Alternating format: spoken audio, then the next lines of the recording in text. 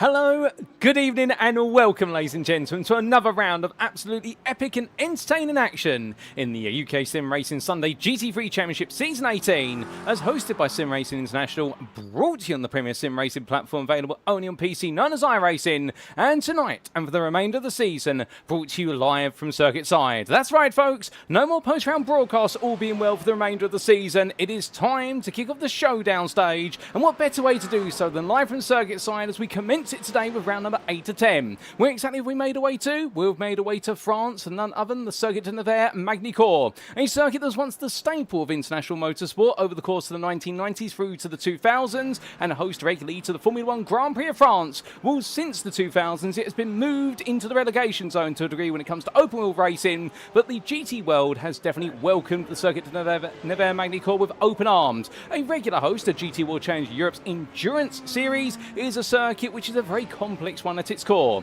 Over the distance of 2.74 miles, it draws plenty of inspiration for many a circuit around the globe. Indeed, we have nods to Adelaide's hairpin from Australia, the chicanes of Imola and the Nürburgring, and also what the complex is and the sweeping bends of Estoril in Portugal. But regardless of the inspiration it takes, it also has many a complex of its own, which is born right here in France, particularly the complex de l'IC, the last three corners of the circuit, a hairpin followed up by a very tight and tricky chicane. But add it all together, it means that this 17-corner circuit is one where track position is absolutely key, and overtaking opportunities, whilst they may be found, they're normally found at the end of two very long straights. The run in particular out Estoril bend down towards Adelaide being the main one, and therefore for drivers, overtaking is predictable, and therefore it becomes highly difficult for the aggressor. Now that's not to say we can't expect plenty too wide, but some may decide to do it on track position in qualifying, and of course a precise strategy could be just as absolutely key to victory. But who exactly will be the one with the smarts, who will be the one with the pace, and who will be relegated back behind their rivals? Well, that's what we're here to find out today as we bring you all the racing action live. Indeed, you'll catch this broadcast today on the one only place you can catch it on a weekly basis,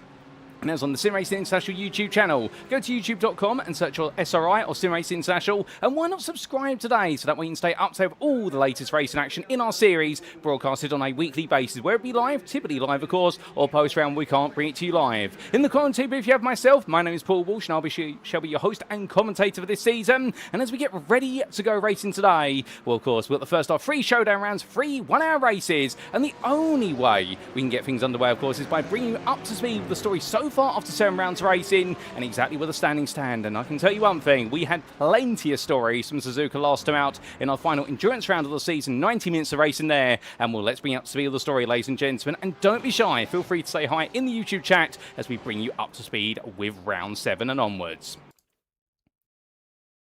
Because as we can see, looking back to our calendar, today is the 24th of May. It is round number 8 and we're here at Magny-Cours. But last time out, on the 17th of May, we made our way back to Japan for the Suzuka International Racing Courses Grand Prix circuit. And there, it was 90 minutes of mixed conditions, and the conditions were definitely mixed. They were shaken, they were stirred, you named it, happened. And we had spotty rain was the big theme throughout the day. Now, exactly when did the rain fall, many of you may be asking? We saw the rain arrive right at the end of practice, and it made qualifying all about a late transition from the wet tyre to the slick.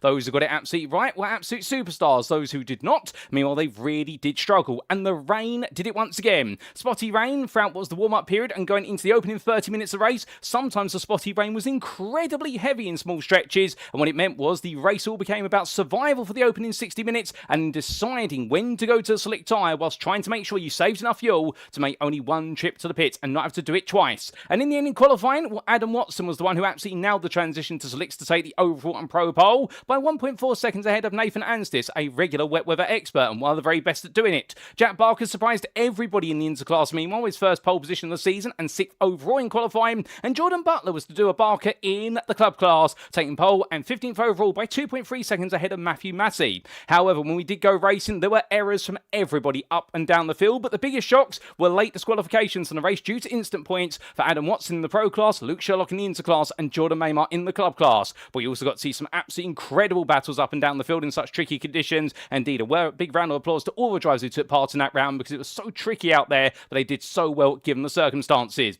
But your winners last time out, win the pro class, it was a long-awaited first win for Harvey Wheeler. It was a historic one for the youngster. After it was a question of what could have been at Zolder after his spin on the opening corner of the open lap, well, he didn't miss his opportunity this time, although you wouldn't believe it if you were to say how it started compared to how it ended. They took third place overall in class, and and indeed, in qualifying, it was 1.65 seconds off of Adam Watson's pole time. But in the race, he had 3 major errors to start off his day on laps 6, 12 and 18. Not the way you want to go when you want to take your first win of the season, but he recovered from all 3 of them. He took his chances and gambled and switched into the slick tyre on a one-stop on lap 21, going a bit earlier compared to most drivers, and it worked out perfectly. And he made the move for lead on lap 24 at 1:30 with a daring move on Adam Watson, and afterwards never looked back to take his maiden win by almost 48 seconds. Meanwhile, in the interclass, where it was a fond send-off for Tom Cordy, can't make the showdown rounds, and therefore he decided that if he was going to bow out, he was going to bow out in the ultimate higher-taking victory. But he missed out on class pole to Jack Barker by 1.8 seconds and started third behind Luke Sherlock. However, Sherlock made a major error on the open lap, and Barker unfortunately was caught up in a major incident coming up through turn number 7 on lap 6 with a wayward car Thomas Pugh, and Barker should have zigged when he zagged, and unfortunately for him, his race fell apart. But meanwhile for Tom Cordy, he kept it on the track. He didn't make any mistakes, and in the end he took the lead and never let it go, and brought home what was an incredible victory, indeed an overall podium as well in his final round of the season. But what out in the club class? Well, Martin Kenyon, the championship favourite, he qualified third in class just by Matthew Massey and 2.6 seconds off of the class pole sitter Jordan Butler. But in the race, Massey had a very difficult opening lap, a major incident, and Butler had a major off and a couple of very poor corners on the open lap. So Martin Kenyon took the lead by the end of the open lap, and after that, well, you would have thought it was smooth sailing. Not quite so, as he paddled his boat in the wrong way on the stream, and then on lap 15 he had an incident which saw him lose his rear wing, and after that he had to try and survive to the pit stop, which he did very well in a Lamborghini that had very little rear downforce in those treacherous conditions. He did lose the lead to Tom Wheeler, but very quickly took it back after his pit stop, and Wheeler as well picked up a drive-through penalty for instant points, and after that it was a 4th win of the season for Martin Kenyon. But it's most likely going to be a lot more straightforward today here at Magny-Cours, at least that's the theory, given we have got stable conditions. We have got what is the afternoon into evening conditions, a sun and cloud, but not a single drop of rain in sight, and therefore it could be incredibly tight tonight. But with that, let's bring you up to speed with the championship standings as we make our way into the first of our 3 showdown rounds. Of course, the other 2 being at Road Atlanta in a week's time, and in 2 weeks' time, our season finale, the Donington Decider on the 7th of June. But here's how the standings stand after a grand total of 7 rounds of racing. Now, remember, of course, the final 3 rounds are undroppable. So, the 50% rounds, the showdown rounds, you really have to give it your best. But you drop 1 round from between rounds 1 through to 7 inclusive. And Thomas Noakes in the pro class first, as we see on screen, where he leads the way, and he seemed all set to finish on the podium as a run-up to either Watson or Wheeler. However, a technical issue in the final 30 minutes at Suzuka saw him have to tow to the pit lane and rejoin the race a lap down. It was a heartbreaker for Noakes, no doubt about it, one of his weaker results of the season. However, he was very consistent in the wet, and that will go in his favour going into these rounds, because he still is the driver theoretically to beat. But meanwhile, Harvey Wheeler on the ascendancy, of course, with his non-finisher round number 2 being scrubbed out to drop score, and with his first win of the season last time out, he's now 472 points, and only a grand total of 22 points behind Noakes, and therefore he's got momentum on his side. But can he make the most of the momentum and land a big result to kick off the showdown? Kyle Roy, well, it was a good thing he didn't give up, where many would have given up and had their soul destroyed at Suzuka. Not quite the Scotsman, given the fact he had major incidents on laps 6 and 7, but he kept his head down and turned the frown into a smile and went on the full attack and survived all the madness to complete the pro podium in Suzuka, and he really came alive on the drying circuit in the final 20 minutes, which enabled him to make his charge to the podium, a 3rd podium of the season. He's on 400 points. Don't roll him out either, because of course he just needs 1 big result and he'll be right back into the thick of it. Fotis Katios in 4th place on 372 points. He's 28 behind the top 3, but don't count him out either. It's non-finish last time out, as it was a non-finish in round number 5. So therefore, he's got the odds against him right now. But to be fair, if we know the Acura driver, we know he can be very quick when the pressure's on him. I do believe he has made that switch to the Corvette, of course, for the remainder of the season, and therefore we look forward to seeing what he can do with the American machinery.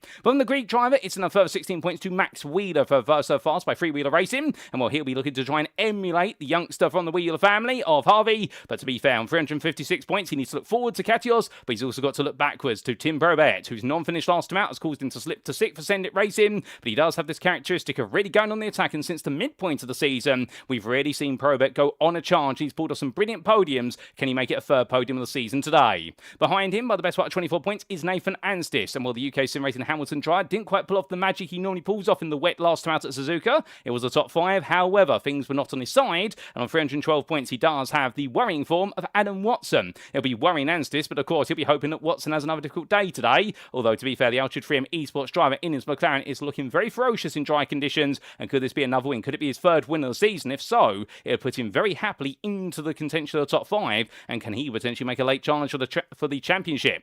Thomas Pugh sits in 9th place on 242 points.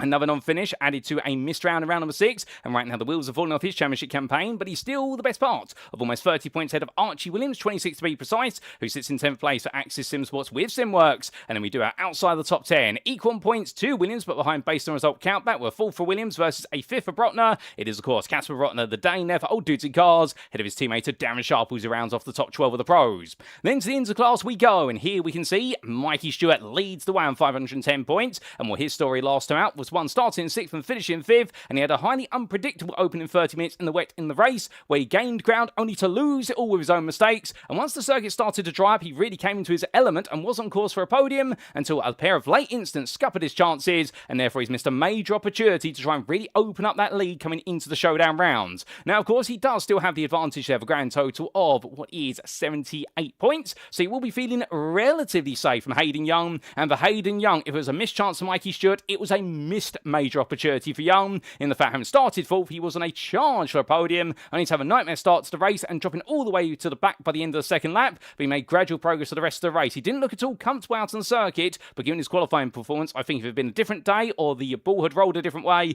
perhaps Young could have really closed the gap. But still, he's got 4 podiums to the 3 of Tom Cordy, who we sadly won't see for the remainder of the season, but he bowed out with that win, of course, last time out, and wished the Phoenix Racing bred driver well, as he does manage personal circumstances. Nothing bad, he just wasn't able to make these final 3 rounds. So who will jump into his spot? Will it be Jack Barker for Maiden Racing, who picked up that 2nd place last time out? A great drive for him, 356 points, but 9 the win did not come his way. Or will it be Cy Anthony on 320 points, a further 36 behind, having 2 wins and a 4th recently? His recent form has been to be admired, but the UKSimRacing Hamilton Dry needs to do a bit more. Jake Muttett, he's a further 24 points behind there for Phoenix Racing Blue, and he had a bit of a case of the Blues last time out, with that 7th place then not being respective of what his performances were demonstrating. He was looking for a top 5, but he's ahead of Steve Hughes still by the best part of 69 points there. Was the best part of 66 points. Let's do our mental mathematics correctly. And Steve Hughes in 7th there, the Welshman. Well, he's just ahead of Luke Sherlock. But the 2 equal points, and in fact, it would be Luke Sherlock ahead based on result countback if the championship was to finish this way, with Sherlock coming 2nd as his best performance to Hughes' 3rd. Then we do have Hendrik Silke behind the Darkwing Racing Drive on 228 points, with being only a further 4 points there to Brandon Vincent Squibb, who we haven't seen since round number 3. And behind the Type 2 Racing Drive, Ashley Brooks equal points, but behind based on result countback, and the Axis Sim Sport Drive followed up by the Axis Sim Sport Smurfs machinery of Andrew Montaigne. But then we do see in the club class, meanwhile, the story is such that Martin Kenyon leads the way with 4th win now in the bag, and well, can anybody slow the man down? Well, Grant Miller will be hoping to do so, although for Miller last time out for Phoenix Racing Red, it was definitely a bit of a frustrating day compared to the Pit Racing driver, whereby all looked to be coming together to a degree until it wasn't, both in qualifying and the race, and he went from 5th to 4th in the end, but a podium escaped his grasp. And well, we did see a drive-through penalty from him as well, and that only compounded his woes. But still, he's ahead of Tom Wheeler, who took that 2nd place, his best result of the season for Versa Rapid by Free Wheeler Racing,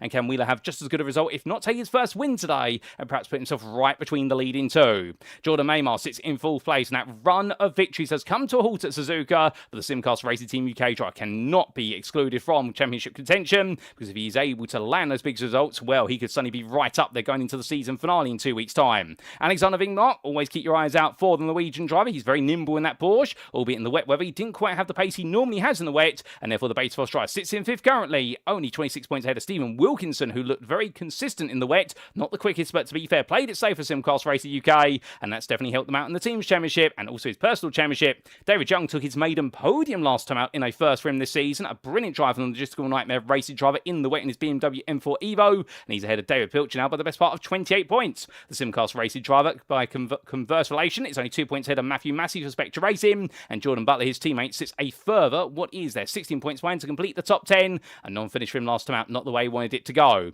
James Connolly and Ryan Clark complete your club standings, but noting the fact that right now anybody could be inside that top 5 at the end of the season, and it really is currently a 5-way fight for the championship crown. But what about the team's championship?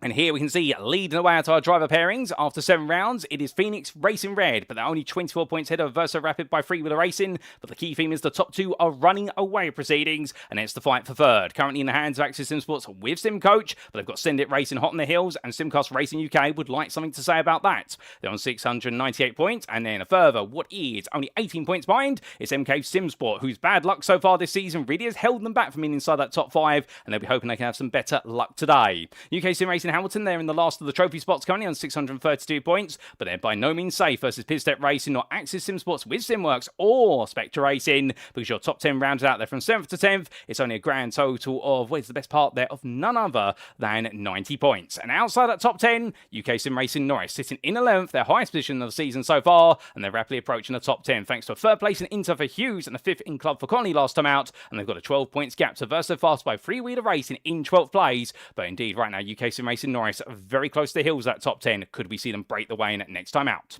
Well, that's bringing up speed of the standings then, and here's our host circuit for today. It is, of course, the Circuit de Nevers Magny-Cours, named after the local town of which is situated to, Magny-Cours, located in the department of Nièvre in the Bourgogne-Franche-Comté region of France. 2.74 miles in length or 4.41 kilometres, depending on your preference of units, but what never changes is the number of corners. 17 of them, and a huge thank you to iRacing.com, not just the brilliant simulator, but the absolutely fantastic track mats that bring the circuits to life. Now, two-dimensional image is quite appropriate for this circuit. Very little elevation change around it. The main elevation change is occurring from the exit 180-degree bend at turn number 9 in the route to Château de Heu at turn number 14, and downhill towards the complex de Lycia turns 15 through to 17. But rather than try to talk you through a lap of the circuit, ladies and gentlemen, it's only appropriate to make our way to circuit side, and we'll walk you through a lap instead as we jump on board with one or two other drivers in this qualifying session. But as they make the round around, who's going to be the quickest so far, and who right now has definitely got to get their head to the ground to try and find a bit more pace out there? Only 28 drivers seem to have made the journey to France today for the first sort of showdown rounds, but to be fair, understandably, it's a very hot day on the European continent right now, particularly here in the United Kingdom,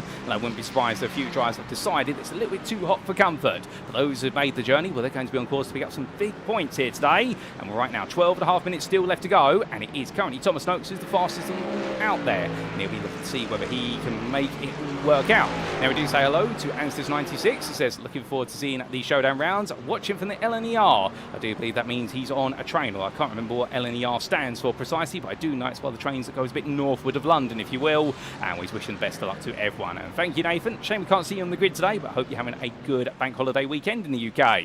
But as Noakes makes his way down, he's currently the quickest, but he's only 1.5 tenths quicker than Max Wheeler, Harvey Wheeler there. Goodness me, I'm getting my H's and my M's mixed up here. It's a little bit hot on the commentary booth, ladies and gentlemen. I'm just looking at my clock thermometer to the right of me. It is already hitting 35 degrees centigrade in here, and I haven't got a fan on, so therefore it's going to get a bit warmer. But to be fair, I can imagine it's even warmer inside those cockpits, whether virtual or real life for the drivers, and understandably right now they're all out there absolutely sweating both seconds and also lap times to try and see if they can go for pole. But Harvey Wheeler currently the second fastest, 1.5 tenths off of Noakes, but 2 tenths quicker than Mikey Stewart. And well, this is very impressive so far from the man who leads the way in entering the championship, and well, in his 233 BMW M4 Evo right now, if he can take third place overall in this qualifying session, we'll understand he'd only be 1.2 tenths quicker than Cy Anthony, and the two of them separated by Casper Brotner. Right now, Cy Anthony will probably be thinking to himself, well, this is good, but I want a little bit more here. And we understand, of course, as always, with Cy Anthony, when he gets the bit between his teeth, he doesn't let it go. He's one of those drivers who, when you do wind him up and goad him into battling or chasing lap time, he really does go for it. He doesn't see red, he just sees it as a reference marker and he needs to try and jump over it. He really does become obsessed with chasing it down. That means you can always expect Cy Anthony to deliver some absolute monster laps and also deliver some brilliant battling. But he makes his way down the start for the straight, steps aside there to give some space. The old two cars, Porsche in front, and therefore doesn't want to step on the toes of Darren Sharples, who makes his way onto a flying lap. And currently the third fastest of your Inter drivers is Hayden Young, the 246 Porsche 992 driver. And we'll understand this round for him is really going to make or break the run of the season, because he had that rough time at Suzuka last time out, and something tells me that right now he needs a good result here today, not because he's out of contention if he doesn't necessarily, but mentally he needs a result to bounce back from, and it can be very hard for Hayden Young. He has been one of the real stars of the Interclass this season, but where there's been a lot of fortune going around, he's not had the best of fortune arrive, and Suzuka was a great example of that. And the Send It Racing driver goes deep there at Adelaide, and I suspect that's just simply to pull aside. But meanwhile, as we see him toe to the pit lane, Jordan Maymar does not. He goes onto a lap here for Simcast Racing UK, and well, currently scrapping up with Martin Kenyon for that club pole position. He's looking for 10th here right now, and Kenyon only 200ths behind. So a very good performance so far from both Maymar and Kenyon, but Maymar's got the upper hand. It's been from one of his more recent laps on a 36.51 to the 36.53 of Kenyon. Will it stay that way? That is a very small margin. It literally takes one corner to make the difference. Well, James Connie has found some time out there as he pulls aside a 39.386, but still looking for more time out there. He is still the best part, 3.8 seconds off the overall pole time, and to put that in perspective, he is almost 3 seconds off of Maymar's pole time in club. That being provisional, of course, subject to this session being completed. But as Connie makes one around. He needs to find a bit more out there, no doubt about it. As meanwhile, Jordan Butler, well, to be fair, it's a man who did very well in qualifying at Suzuka, but it all went wrong at the start of the race in Japan. Well, right now he's getting off to the best possible start he can here, and that is with, what is this, 13th place overall, but third in club class, now Mercedes AMG. And well, the crazy thing to see really is the car diversity here. This circuit is definitely one of those circuits whereby there's a little bit something for every single GT3 out there. You've got straights, which will definitely welcome the likes of the Mercedes and also the BMWs. You've also got out there very tight corners, which will favour the likes of the McLaren through the chicanes, and also the Porsche 992 on corner exit for low-speed hairpins. And then you've got plenty of sweeping bends, which will definitely favour the likes of the Lamborghini Huracan Evo, of which we do have the one of Martin Kenyon. Sadly, no dedicated Audis. We've only got the Audi power plant in the back of Kenyon's car, the V10 5.2 litre machinery, of course. And we've also got the Ferrari out there, for example, James Conley, but also Kyle Roy and Thomas Noakes. And Kyle Roy making his way around right now. Well, Roy definitely seeing if he can go a little bit quicker. Currently 7th fastest of everybody, the Axis Sim Sports with SimWorks driver. But as he heads on around, well, we owe you an onboard lap, ladies and gentlemen. And to do so, who better go with than your winner last time out from Suzuka? It's Harvey Wheeler as he takes us around for a flying lap. He's made his way out of the final corner is Aston V8 Vantage Evo, and as he makes his way up towards turn 1 into towards Grand Curve Bend, where it's all flat out through the opening 2 quarters, and he'll look to set up the line here to go breaking into Estoril Bend at turn number 3. Now, by design, going a bit deep there, the idea being to slingshot the car out of the corner. He's going for the latest possible apex. I think went a bit too deep there, a bit too heavy on the brakes. So I think the ABS engaged, and as a result, he's lost a bit of time. But as he makes his way now down Golf at the kink here at turn number 4 and gets ready for Adelaide Bend. Of course, the longest round of the circuit down towards this hairpin, and onto the brakes he'll go, looking for his brake marker. 150 metres of corner apex all the way down to first gear, 32 miles an hour at the apex. There's such a low speed corner, now on the throttle, abusing all the runoff area in order to maximise his speed as he heads up towards Nürburgring. Now, of course, this chicane being the mirror of Vidal in Germany, and as he makes, he goes straight off the road, and for Harvey Wheeler, where's that steering failure or not, I don't know, but I can tell you one thing, that's one way to get yourself out of the car very quickly, and I think for Harvey Wheeler, something braking, I'm not quite sure there, but the team will go to look at the car over, because otherwise that could be it for his qualifying session, and given he's qualified second, well, they can't get that repaired before we go racing. That's definitely going to be a bit of a nightmare for him. But as we do see 6 Kenyon M saying it's too hot to be racing, I won't tell you what I'm not wearing, and I do believe that might be Martin Kenyon who's messaged us there in the YouTube chat, and appreciate the insight, Martin, and I won't dare take a guess of what you're not wearing, to be fair. Ladies and gentlemen, if you are tuning in right now, as long as you keep it what is PG rated, you're welcome to guess what Martin Kenyon may not be wearing. You may need to be creative in what you think he's not wearing. But right now, as we do see Casper Brotner make his way around, I suspect Martin Kenyon may not be wearing gloves out there on his steering wheel, but that's the only guess I'm going to take, and perhaps he might be in a set of Crocs or what would be sandals or the pedals rather than a set of shoes. But as the driver's headed around, we look to Luke Sherlock, who right now definitely needs to get his shoes on and get them moving on, because he can't be the lowest place of your into drivers who set a lap. Now, we do have 2 drivers who have turned up recently, David Young being one of them. There he is parked up in the pit lane, the logistical nightmare racing driver from South Africa. And we also have Peter Holt, who's arrived to the scene. The car's currently being taken off the low loader in the pit lane, so therefore we'll hope to see his Mercedes out there, but otherwise we may have 2 drivers who do not get a lap in this qualifying session. Now, I believe nobody has a penalty here today, or at least drivers who are competing today have no penalties. We do have what is the carryover penalties of Jason Brennan, which he picked up in round number 3, took one of them Brands Hatch, and will serve the other when he's next on the grid. But beyond that, we have nobody with a penalty here today, as I understand it, as all drivers make the way on around. But as they do, well, definitely right now, everyone's still finding some good time out there. We'll have to wait and see what else can be found for those on laps. To Grant Miller as he rolls his way between the quarters, and right now the Phoenix Racing red driver, I suspect, hoping that there's a bit more time to be found out there, because he's currently the 18th fastest but 4th in club. This is not where he necessarily wants to be. He wants to be a bit closer to those who are in his class, albeit the gap to Jordan Maymar at the moment for him is a grand total of 0.6 of a second approximately, and that's time that needs to be found over the whole lap. That's not made in 1 or 2 quarters. It could be half made in a sector, but I suspect it's the whole lap, and there's a gap from sector to sector he needs to overcome. But speaking of drivers overcoming lap times, Archie Williams is trying to find a bit more time, as we do see the Axis Sim Sport with SimWorks trying to make his way through the quarters, and they shove aboard with him for a flying lap. He makes his way out of the final corner and up towards turn number 1, as he does so, looking to go towards Grand Curve Bend. Now here in the Porsche, you'll be able to carry a lot more speed through the corners, but on the straights is where he may struggle. But onto the brakes here, bringing down with 140 miles an hour. Lovely line in there. Does he get the nose to bite? He does, and as a result, gets to the front. A little bit of understeer creeps in there. And in fact, I think a bit of hesitance. I think Williams had got it, but he actually lifted there thinking the car was going to understeer away. And actually the front left tyre, they're not having any load, and the rear left design will go straight instead of to the right. But as Williams heads on down towards Adelaide hairpin, braking now about 125 minutes of quarter apex, going as late as possible in the Porsche, which is what you can do in this car compared to the others, giving it stronger braking potential, and now making his way onwards towards what will be the Nürburgring chicane. Now as he does so here, getting ready to go onto the brakes, he'll look to his left-hand side for his marker, dab the brakes, chuck the car in, hit the curbs absolutely nice and square, and now up towards 180-degree hairpin he comes. Here you brake about 200 metres from the apex, and you constantly trail off the brakes as you make your way for that late apex. Brilliantly demonstrated there by Williams. Now going through the kinks of 10 and 11 as he makes way from right into left. It's all about the run up towards the Imola chicane. Now you can't see the chicane, but you'll look to his left-hand side. It'll be his marker to dab the brakes, chuck the car in, it hits one curb, then hits the other, absolutely clatters over the curb,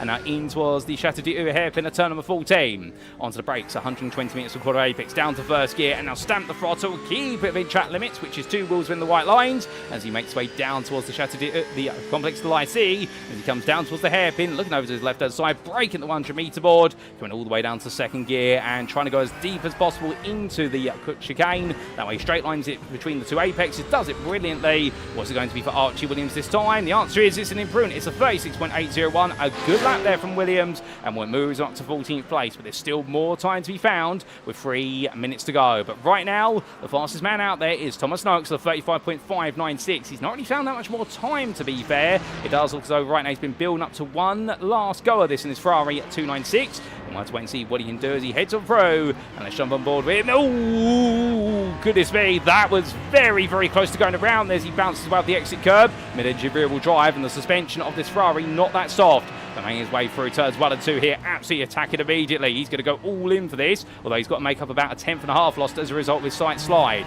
We're coming out to Estoril bend. That is absolutely pinpoint precise there. You can see how he hit that late apex and then was flat out all the way to the runoff area of turn 3.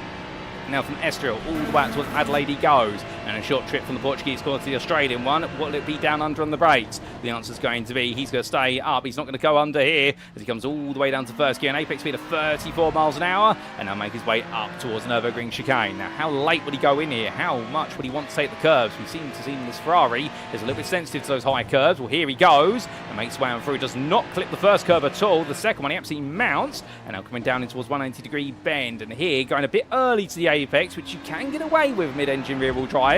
You have to drive in a way a little bit like front-engine front-wheel drive. When you do that, you're essentially asking the rear of the car to come round for you. So that means he's probably got a very loose rear end on this car by design in the setup. Now going through the right into the left here of Imola, and will take all the curve there of the left-hander at turn number 13 and onto the brakes immediately for turn 14.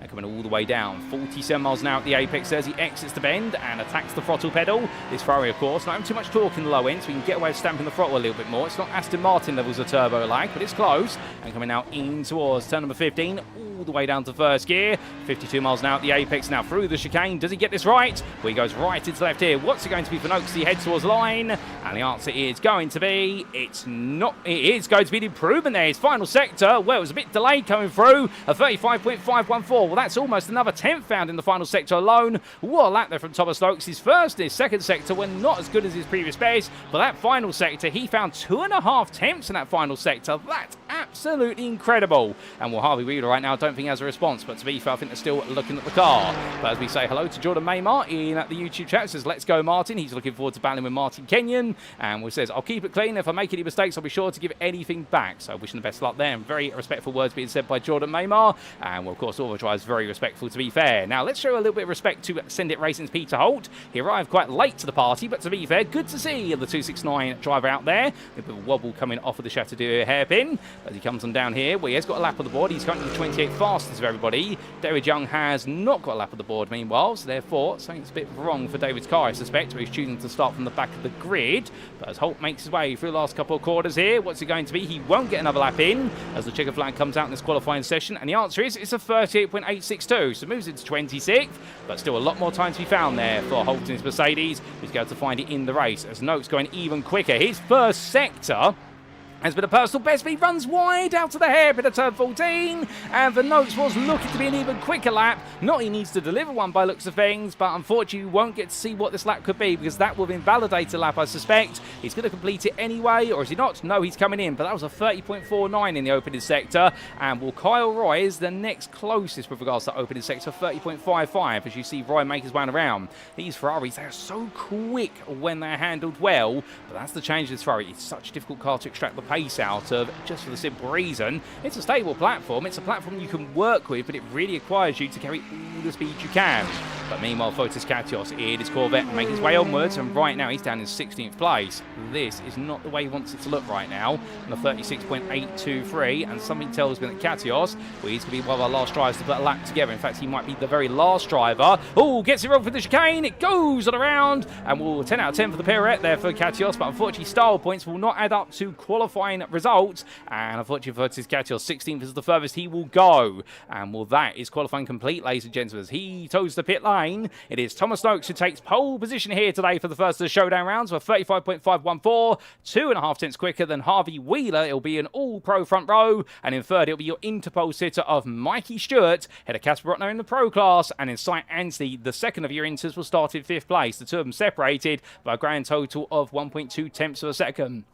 Meanwhile, in 9th place, that is where you are going to find what will be pole position for the club class. Jordan Maymar with a very impressive lap, although to be fair, looking at the tight margins there, Hayden Young, Jack Barker and Hendrik Zilka all within what was a grand total of a 10th behind him. And then you will see Martin Kenyon starting 13th, the second of your club starters, with Jordan Butler a little bit further back there, separated by Archie Williams in 15th place. But what a qualifying session it's been, but some shocks out there. The biggest one, Fotis Katios, 16th place, and also Max Wheeler just behind him, 17th. They've both had a difficult qualifying session, but they may just be able to make it up in the race. And also notably Luke Sherlock down in 24th place, or 8th in the interclass. Something tells me the Darkwing Racing driver not too happy with this circuit, and he's got some work to find out there in order to make his way up the order.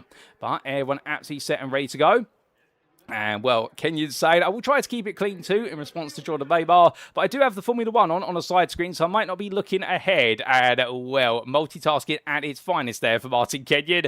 And we did a lot of our drivers, of course, sacrificing watching the Formula 1, or in Martin Kenyon's case, having it on another monitor. But with a 5-minute warm-up now before we do go racing, this is the perfect time, of course, for our drivers. Just take a bit of a breather as we see Hayden Young make his way out the pit lane. Some will decide not to get back in the car. Some will decide to get out in the car and go out there. Why do they do that exactly? Well, it's the evolution of potential track conditions. Now, we are expecting clear skies here today. We're a little bit of cloud, to be fair. In fact, it's getting cloudier and cloudier the more I look out my Conte booth window, but not a drop of rain is forecast today, and we've made sure that doesn't happen because we are running timelined weather, so therefore there's no risk of rain whatsoever. With an ambient temperature of 90 degrees centigrade, the track temperature the same right now, this circuit is cooling a little bit, and more drivers just heading out there putting to get a feel of what it's like to do a lap of the circuit. Coming out to the pit lane, which would simulate it away, will be after the formation lap, going straight onto their first initial race lap and just seeing what it'd be like on cold tyres and cold brakes. Of course, they'll do everything they can in what will be the double file formation lap to try and get as much tyre temperature and brake temperature as they can, but it's never quite the same as when you've had a couple of laps of the race circuit under your belt under race conditions, and then you've got everything up to temperature and you can really go all in. So that's the thought process of the drivers here, but given the conditions today, this should be a circuit that naturally comes to our drivers. The Magny-Cours circuit in general, as a circuit to drive in the GT3, is a very interesting one in the fact that whilst this circuit does have that penchant for not being too welcome for overtakes, or very what is relegated to overtake zones, you could say, this is one of those circuits that goes very nicely at GT3 machinery. It does test a little bit of everything of a GT3 car, and well, that's why drivers normally do get drawn to it, but perhaps more as a practicing circuit rather than the racing circuit. But then again, it's the thrill of strategy that really draws spectators to this circuit year in, year out. Although, unfortunately, if you are a spectator, the Magny-Cours circuit, not the most popular, and one of the reasons why the Formula 1 Grand Prix was moved away from it in the late noughties, indeed it was reinstated for 2007 after a bit of a controversial public exclamation from Bernie Eccleston, only then to re-reveal the circuit back on the Grand Prix calendar for that year. But in 2008 it was not on the calendar ever again, and it has moved to the Circuit Paul Ricard. But of course, a fellow French circuit there. But what exactly saw spectators not too happy with this circuit? Well, the fact that the grandstands are typically very far away from the track, and therefore there's only very particular viewing spots to the circuit. And it does mean this isn't the easiest of circuits to watch racing at. And of course, that's always a big draw when it comes to spectators. But thankfully, if you're tuning into this broadcast, you're not circuit side. Instead, what you are is a live broadcast, and we've got all these cameras set up so we can see all the drivers absolutely brilliantly. But as we do say hello to a few more of you, including Guardsman Darts, who says, "Let's go, Si," and that's in reference to Si Anthony. And I'm curious there, Guardsman Darts, is that something to do with what would be darts as in the sport? And well, feel free to let us know if you'd like to, good sir or madam. We don't distinguish here. And meanwhile, we also do say hello to Lottie Ventures, who says, "Let's get this, Hayden. You're going to do great." And cheering on none other than Hayden Young. And Hayden right now, of course, we saw him out of the circuit early. He's still out there at the moment. But as we look at the other drivers heading on the round, well, for Luke Sherlock, we said that his qualifying performance was not up to the par we normally expect. But the Darkwing racing driver from the United Kingdom will be thinking that his race performance can be a bit better. And he typically has been stronger in the races compared to his qualifying times. He's normally one of those drivers who, after he's put the best part of about 15-20 minutes of the race behind him, he really settles in and the pace starts to grow. But there are a few drivers out there who are not qualifying experts. They're more race experts by comparison. And of course, some of them do spend more time racing endurance racing on the iRacing platform than they do in what would be considered sprint races. But if you want a little bit of trivia, if you want to impress your friends who are into motorsport, at least in the United Kingdom, in terms of how races are classed as sprints versus endurance races, the race has to be over 90 minutes in length based on the Motorsport UK code in order to be considered an endurance race. Before that, if it's 1.5 hours or less, it is considered to be a sprint race. I only learned that when I was studying for my racing licence a couple of years ago, but it still stands the time right now. But indeed, if you ever want to impress your friends with that, sprint races are always less than 1.5 hours or equal to 1.5 hours. So we are technically in a sprint race today, as we do have a 60-minute race, and indeed it will feel like a sprint compared to Suzuka last time out. We'll have to wait and see who's going to be the quickest of them all. But as we come to Si Anthony, right now, the UKSimRacing Hamilton driver, who's definitely got many tuning him on today. And I did see the comment from Nathan Anstis earlier on, cheering on him, plus also the Wheelers. We do have, of course, 2 generations of Wheeler family out there. Harvey Wheeler being the younger generation, trying to go for his second win of the season today. And, well, if things had worked out differently, he could have been on 3 wins so far this season. He's only got 1 in the pro and overall category. And we also do have out there, of course, none other than Tom Wheeler, who is his... If I get this right, his uncle. Let me just double check my notes here, ladies and gents. I don't want to make a complete ham sandwich of this, as I've done in the past. And indeed, Tom is brother to Max, and is the uncle to Harvey Wheeler. And meanwhile, Max Wheeler, who you'll see out there as well in his McLaren, although currently in the pit lane and out the car, so we can't get a view, he is Harvey's father. But without further ado, ladies and gentlemen, it is time for us to make our way to the grid for round number 8 of the championship. It is time for the first class showdown rounds. 50% more points on offer today, an undroppable round. All 3 of them are. Who exactly is going to get the big score and who's going to be dropped by the field? Let's find out here from Magny-Cours. So as the formation lap gets ready to get underway, it'll be a full formation lap here today. This is how they'll all line up for round number 8 of the UKSimRacing Sunday GT3 Championship Season 18, brought to you from the Circuit de Nevers Magny-Cours, hosted on iRacing and indeed with SimRacing International. Pole position goes to Thomas Noakes at MK Simsport, and well, the 309 driver today will make sure it's not going to be a missed opportunity compared to Suzuka when a technical issue held him back. But of course, he's got a long way to go, and he took that pole position by almost 2.5 tenths ahead of Harvey Wheeler, and the MK Simsport driver is looking the favourite, but to be fair, Harvey Wheeler, the Aversa Rapid by Freewheeler Racing driver, he's good in qualifying, but he's even quicker in the races.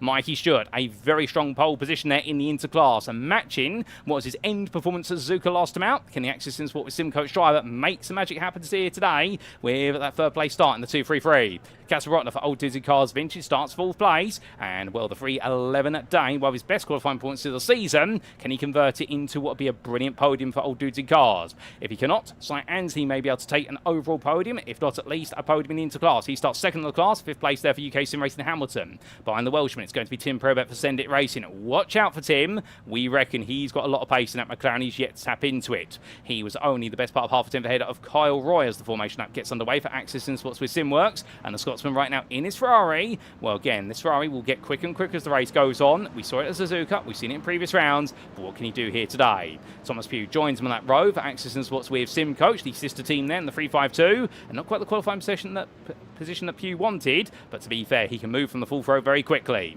Then we do see club pole sitter in 9th, Simcast Race UK's Jordan Maymar. And well, if he wants to make it a fourth win of the day today, that's the best way to start it off. And what a pole lap from him in the class. Hayden Young for Senate Racing starts 10th, but will he be there for long? How quickly can he move his way through the field, being the third of the Inter drivers? In 11th, it's then Jack Barker for Made for Racing, just only hundredths behind Young, but in turn, only hundredths ahead of Hendrik Zilka for Old Dudes in Cars Amnesia. Number 7, it'll be the second of your club starters, and the championship leader in club, Martin Kenyon for Piztech Racing, ahead of Archie Williams. Had some late improvements in qualifying, but the Australian driver, he needed a lot more for access in sport with SimWorks, and therefore he's going to find it in the race. Jordan Butler, third place in the club class, 15th overall for Spectre Racing Feet SimWorks. He was just able to out-edge Fortis Katios by 8 thousandths in the end, and the Split Straight Esports driver starts in 16th place. Max Wheeler starts 17th there for Reverse So Fast by Free Wheeler Racing. Always one to watch out for in the mid-pack. He normally enjoys fighting with everybody, not just his own class. And behind the pro driver, joining him on that 9th row will be the club driver of Grant Miller. The Phoenix Racing Red driver, 4th in class in his McLaren, but to be fair, 4th as a starting position, he could go all the way to the very top if he plays his cards right. Then from the Scotsman, it was a further 1.5 tenths to Jake Muttett, who starts in 19th place there for Phoenix Racing Blue, behind his sister team driver, but ahead of Old Dudes in Cars Amnesia's Darren Sharples, who starts 20th. Outside the top 20, it's Alexander Vingmark, the Norwegian driver for Beta Frost, just ahead of Stephen Wilkinson for Simcast Racing UK. The two rivals back together on the 11th row, and behind them it's two inter-rivals, Harry Savan for Spectre Racing Feet Murby, and Darkwing Racing's Luke Sherlock. Meanwhile, on the 13th row of the grid, it's Tom Wheeler for Verso Rapid by Free Wheeler Racing. He's got a lot of work to do from there to try and make it back-to-back podiums. And Peter for Senate Racing Ball's got a lap together right at the end of qualifying, but it was only good enough for 26th. How far can he go over race distance? Then, starting 27th, it's going to be James Connolly for UKSimRacing Norris, and Ryan Littlewell will complete your 14th row for Verso Fast by Free Wheeler Racing. And then starting last on the grid, and indeed not setting a lap time in qualifying, it will be your 10th place start in the club class, 29th overall. It is going to be David Young, ladies and gentlemen, and that's how they will start. Now, we do have some information coming to us, which is that Harry Savan has decided to start from the pit lane. We believe there's an issue with the car for the 207 Mercedes, so therefore they've decided to keep it in the pit lane for now. It means he'll be starting only once the rest of the field has passed the pit safety line on the exit, so I suspect the whole field will have to clear Estoril Bend, and then he will be allowed to go racing. So therefore Harry Savan's got a lot more work to do, given the fact he was meant to be starting a lot further up the order in 23rd, but now he's got to do it all from the very back. As the field makes way around behind the pace car, we're not too far away from going green flag racing now. Everyone absolutely itching to go green flag, and well, Thomas Noakes amongst many, of course, itching to get the best possible start. But Harvey Wheeler will be looking to his left non-stop when they come out of that chicane. And remember, the middle portion of the field, typically from the 6th row downwards, will start in the midst of the chicane. They'll need to be careful when they go. There's no special rules and regulations, no single file start here. We all go on green, 2 wide, as we'll be expecting GT3 Racing. And we'll be over to Thomas Noakes to take this field away for 60 minutes of racing action today in round of 8, the first our showdown rounds in season 18 of the Sunday GT3 Championship, brought to you by UKSimRacing.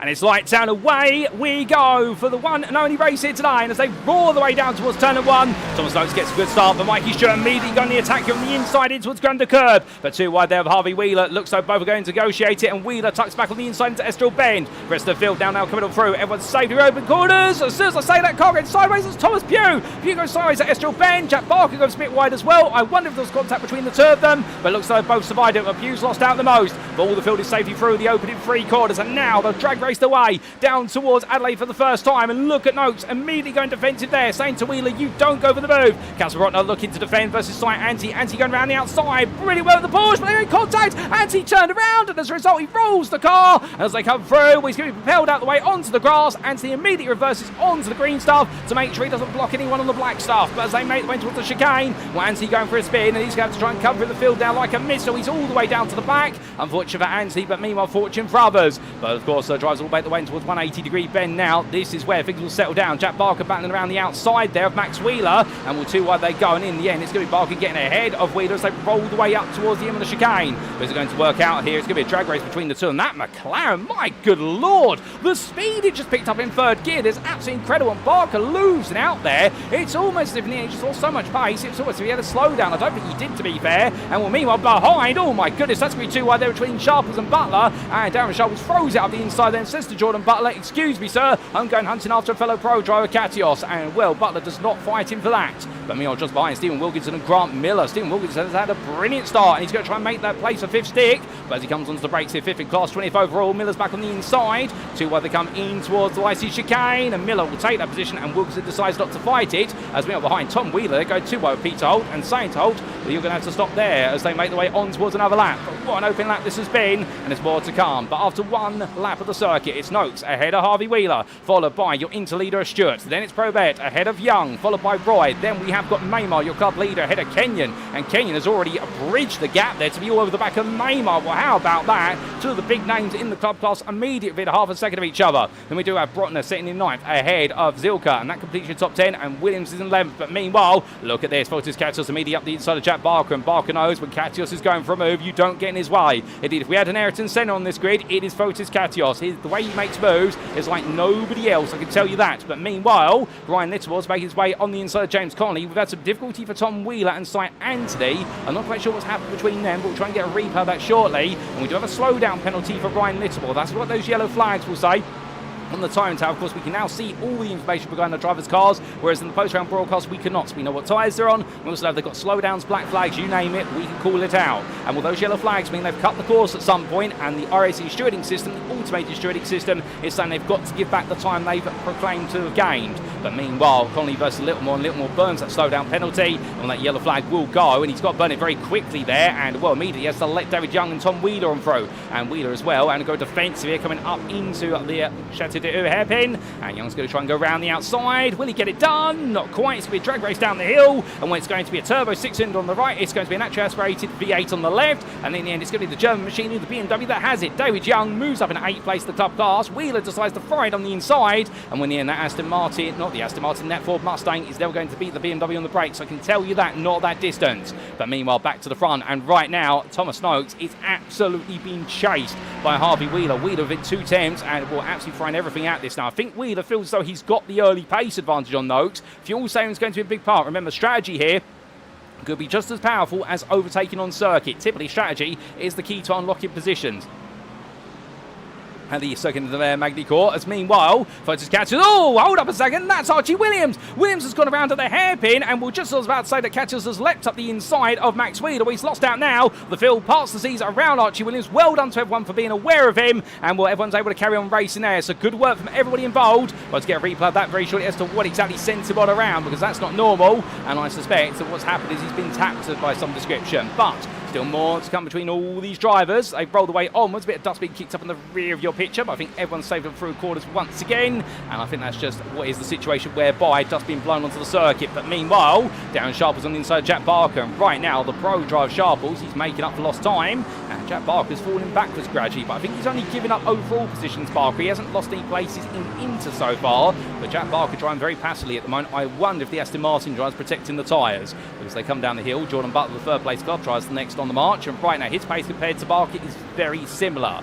Further back, Thomas Pugh, he's looking to try and make a move here on Alexander Vingmark to try and take another place back after his early instant through turn 3. And also make the way up towards the chicane here. Will there be a move? The answer will be no. Pugh stays where he is at the moment.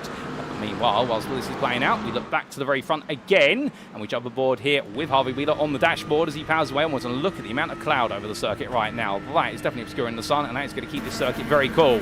But Harvey Wheeler right now, will he look for a move here going down towards Adelaide? He does. Goes the outside. Noakes goes defensive here. So Wheeler's going to try and go for the switchback, and of course he rolls out the corner. You have to drop all the way down to first gear, and off the corner they go. And well, things stay as exactly as they were for now, and no change between them. As meanwhile, we have had Archie Williams come into the pit lane. So that's gone wrong for Williams. Not quite sure what beyond the incident earlier on. But meanwhile, as these drivers come through into 180-degree bend, right now Harvey Wheeler absolutely attacking for a Verso Rapid by Freewheeler Racing. We do apologise there on the graphic. The livery's not correct. Not quite sure what's happened there. It's outside of our control for today. What's in our control to make sure he's got the right livery on the car. As you can see it, the Freewheeler Racing machine.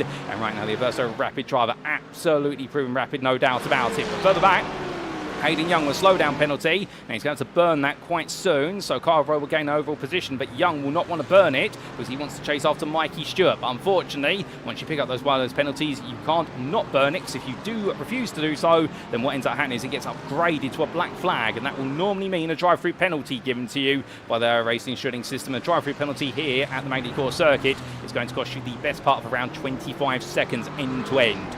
As the drives coming through right now, things do calm down, and that gives us an opportunity to take a look back at some of the big moments since the start of the race.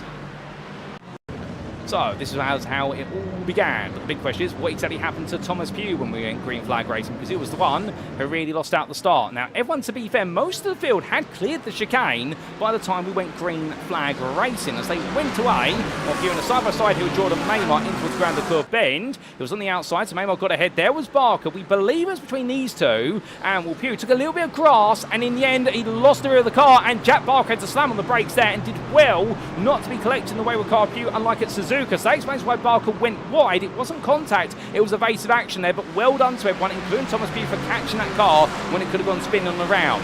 Now we had this a bit later, down to the hairpin on that one for St. Anthony. He went onto the brakes here, and as he came on down, well, everyone came charging on in. It was the Send It Racer machine behind, but I think he got hooked on the side there of the old GT Cars machine of Casper Rottner, and that sent him spinning around. Unfortunately for Anthony, well, fortunately we should say, he rolled back onto the grass, but unfortunately he dropped a long way back.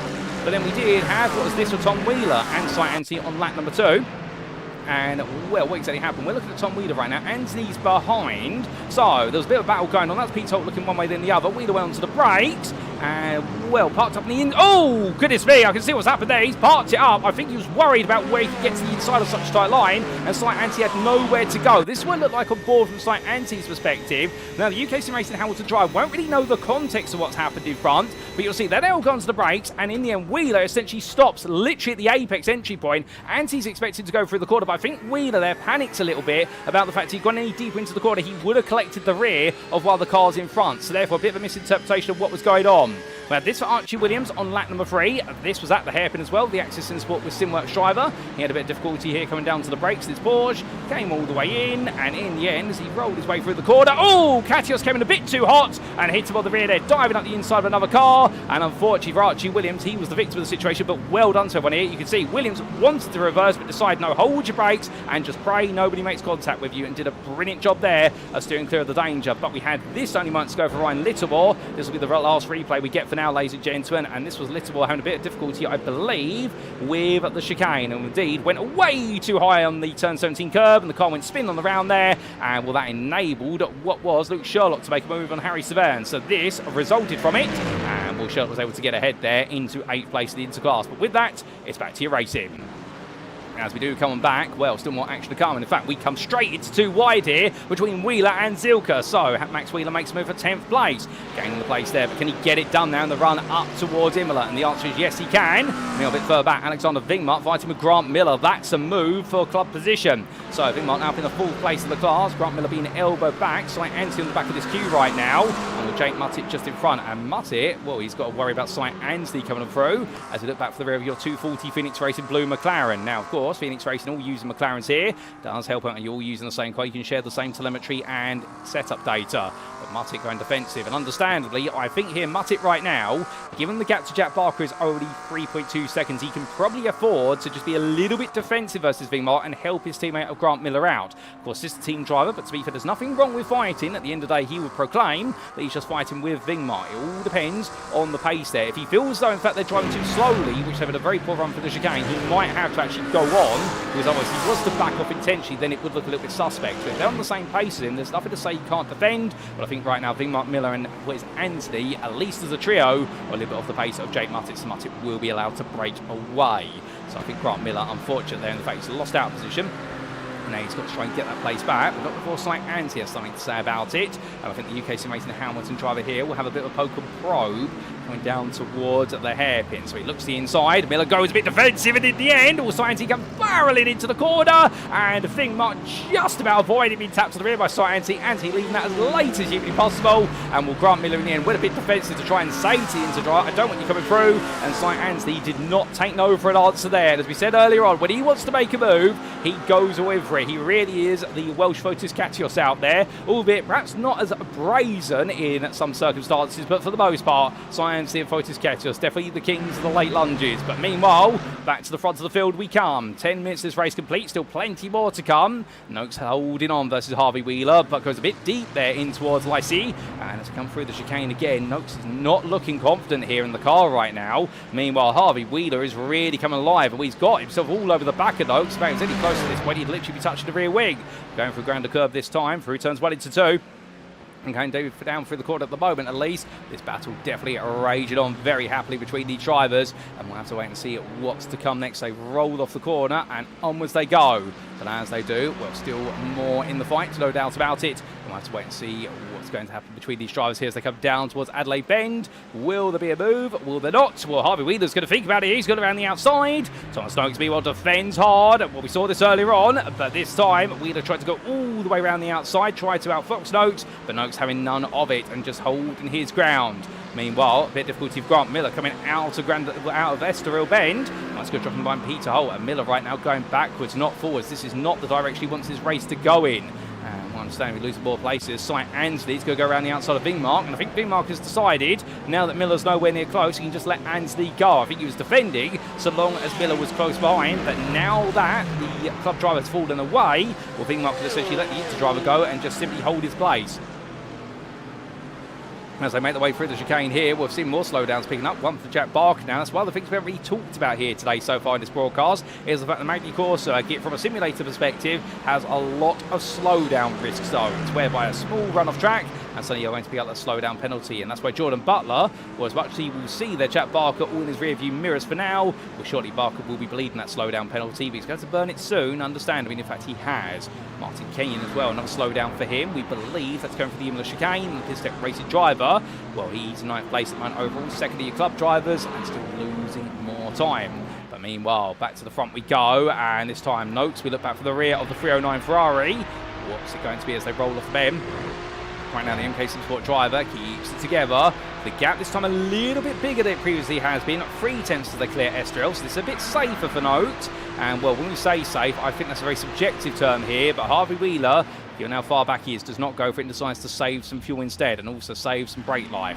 So Noakes holds on for another run of Adelaide, but it does seem as though advantage is definitely much in the hands of Wheeler in terms of attacking pace. As Jack Barker and Thomas Pugh, they're going to swap place here. Pugh on the inside, heading down towards Adelaide. This will be for 15th place overall that Pugh's coming through. And remember, they did have was a bit of side-to-side moment on the open lap, but thankfully neither one came to the crop of the other. And right now Thomas Pugh still trying to recover his way through, and Jack Barker the same. Barker's race, we said earlier on, he's lost overall positions, not class positions, but his pace right now, definitely not looking to be on the pace of the top 3 in the interclass. Things definitely are not heading in his direction. Sight Ansley, conversely, for UKSimRacing Hamilton, is catching very quickly to Barker. That last lap, he took a whole second out of him. If he carries on at this rate, he'll be on the back of him within 2 laps looking for a move. But looking back to Luke Sherlock in the meantime, he's chased after Jake Muttit, looking to get a way in at the moment. Darkwing racing drivers still got a bit more gap to close down as we jump on board here with the 2184 Ford Mustang. Now, what's very noticeable, of course, in this middle sector in particular, is how the Ford Mustang will have to really deal with its being front engine rear-wheel drive. Engine, of course, in the front, just behind the front axle, and not quite front mid-engine rear-wheel drive, unlike the Mercedes AMG Evo you see out there. Well, the V8 Beast, its balance performance really dictates with the weight it's got in the car. On the straights, it's a very quick machine, but through these corners, particularly into low-speed bends, heavy braking zones, this car's very heavy on the brakes, and what it does, it really heats those front brake discs up. Plus the tyres as well, and it's no stranger if by the end of the race they start to see those brake temperatures getting dangerously high.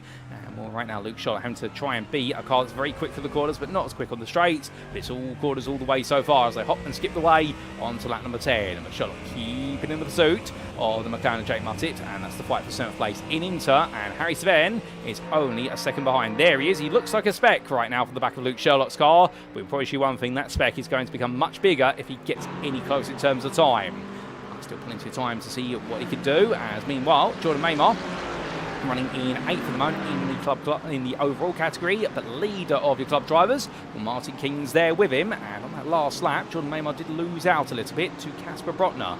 Now, was there a bit of a move that was made? I think there was, but before we get to that, here's going to be Jordan Butler being passed by Thomas Pugh, but Pugh has picked up a slowdown. Not that Butler will know about it. That's another thing as well. If you're wondering, do the drivers know who's got a slowdown or not? No, they do not, and therefore it really is a bit of a guessing game when it happens. But of course, the responsibility is on the driver who has to serve the slowdown, to serve it in a predictable and a safe manner. So if they do it very aggressively, suddenly stamping on the brakes before a braking zone, the driver goes into the back of them. Understandably, the driver who goes into the back of them would have every right to go to the steward's room afterwards and say, what on earth happened there? Well, thankfully our drivers know a bit better than that to serve it, as Thomas Pugh will step aside there. He's going to let Butler go. He's going to make Barker, however, have to go all the way around the outside here at Lacey Bend. And then Barker goes a bit wide, and here comes Sight Anthony. So Barker right now won't be too happy about the way the Pro driver's done that, because what it's done is forced Barker a little bit backwards to Anthony. Anthony was catching regardless, but that's just put them on a bit of a collision course a bit sooner, as we now make our way on board with Sight Anthony as he goes on to another lap. And looking at those class standings at the moment, we see the field now starting and spread. There's more pockets of battles at the moment. A lot of overall position battles. Barker going very wide there. He struggled with that front left tyre. That's understeer creeping in. And well, here we go. The UKSimRacing Hamilton machine to Sight Anthony building up the speed. Look at the speed. He's picking up the corner. Nailing the corner versus Barker not. But Aston Martin comes back gradually here. And well, it's going to be V8 with a turbo system versus naturally aspirated 6-cylinder. And in the end, the Porsche goes on through. Natural aspiration does win that battle. As Sight Anthony up the inside there into fourth place in the interclass. So his recovery drive definitely now really kicking up into second gear. His next target is Hendrik Zilka, but Zilka is 8.5 seconds further adrift. It's going to be a long way to go here for Sight Anthony, but if anybody can do it, he'll feel as though he's the man to do so. Shep Barker picks up a slowdown for the Nürburgring chicane. The mate for racing drive here is not having a happy day in the office whatsoever. Right now, this race is going from good to bad to backwards, but as we go forwards to the front of the field, well, Thomas Noakes is just at the fastest lap of the race, so 36.15. His next lap as he comes through. What's it going to be this time? Runs a little bit wide out the final quarter, but that was a 36.491. Wheeler at 36.371. So Noakes decided, okay, I'm going to see what I can do with a bit of pace. Harvey Wheeler says, okay, if you're going to set fastest laps, I'm going to set personal best and match you. So Noakes right now, he's not being given a breather whatsoever. As Jordan Maymar sets the personal best and the fastest lap of the club class. That is a 36.864. That's a very impressive lap.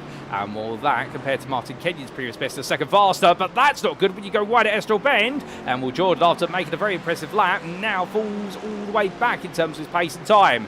Jack Barker be more into pit lane, in for an early pit stop. Car not going up on Jack's, so fuel going in the car, but nothing more than that. So he's deciding he's going to go for the undercut strategy. Given the way the race has gone, Barker is going to do something a little bit different. And this circuit, well, we'll come back to the 40 in a moment, because Fotis Cassius looks up the inside versus second place club driver of Martin Kenyon, who will take that move immediately as Barker, as I look at my content booth window, makes his way away. The low guttural baseline of that Aston Martin's V8 engine. I can tell you one thing, ladies and gentlemen, it's absolutely piercing my ears. But meanwhile, as we do look to Sight Anthony versus Jordan Butler, 2 wide they go. Darren Sharples and Thomas Pugh in front. And well, no move there from Pugh. Sharples holds him for now, but Anthony around the outside of Butler. Meanwhile, Darren Sharples at Old Dudes in Cars. He's got Thomas Pugh trying to knock on his door, and then just a bit further behind, he's got even more to worry about. Now, whilst these drivers are battling, one thought about strategy today, as just demonstrated by Barker, we do have a very wide pit window here at the Circuit de Nevers Magny-Cours, whereby the 70% fuel tank that our drivers are running for a 1 hour race, you can expect that pit window is going to be from about 15 minutes into the race to about 15 minutes remaining. So you have a big half an hour window in which you may want to consider pitting, and one undercut could just be as powerful as an overcut here. And for Barker, well, it's put him all the way back in 27th place, but looking at the overall standings, you'll know he's actually now 9 seconds behind James Connie, so Barker has a lot of track in front of him. The only problem is, has he come out on the lead lap? And the answer is yes, he has. So he's got no risk of being lapped anytime soon, and therefore for Barker, this could really work out given his struggles so far here today. As we continue to focus on Darren Sharples, Old Dudes in Cars amnesia.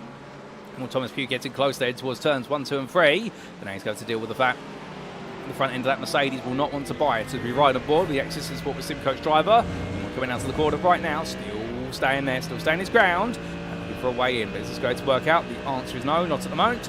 And he's going to stay in the draft here. Well, you can see what Sharples is doing. He's pitted himself all the way over to the right side to the inside of the hairpin, and Ian Pugh goes over. And as soon as he does, Sharples moves over with him. So right now, Darren Sharples constantly looking at his rear-view mirrors. But from their fighting, we've got a battle here between Wilkinson and Young.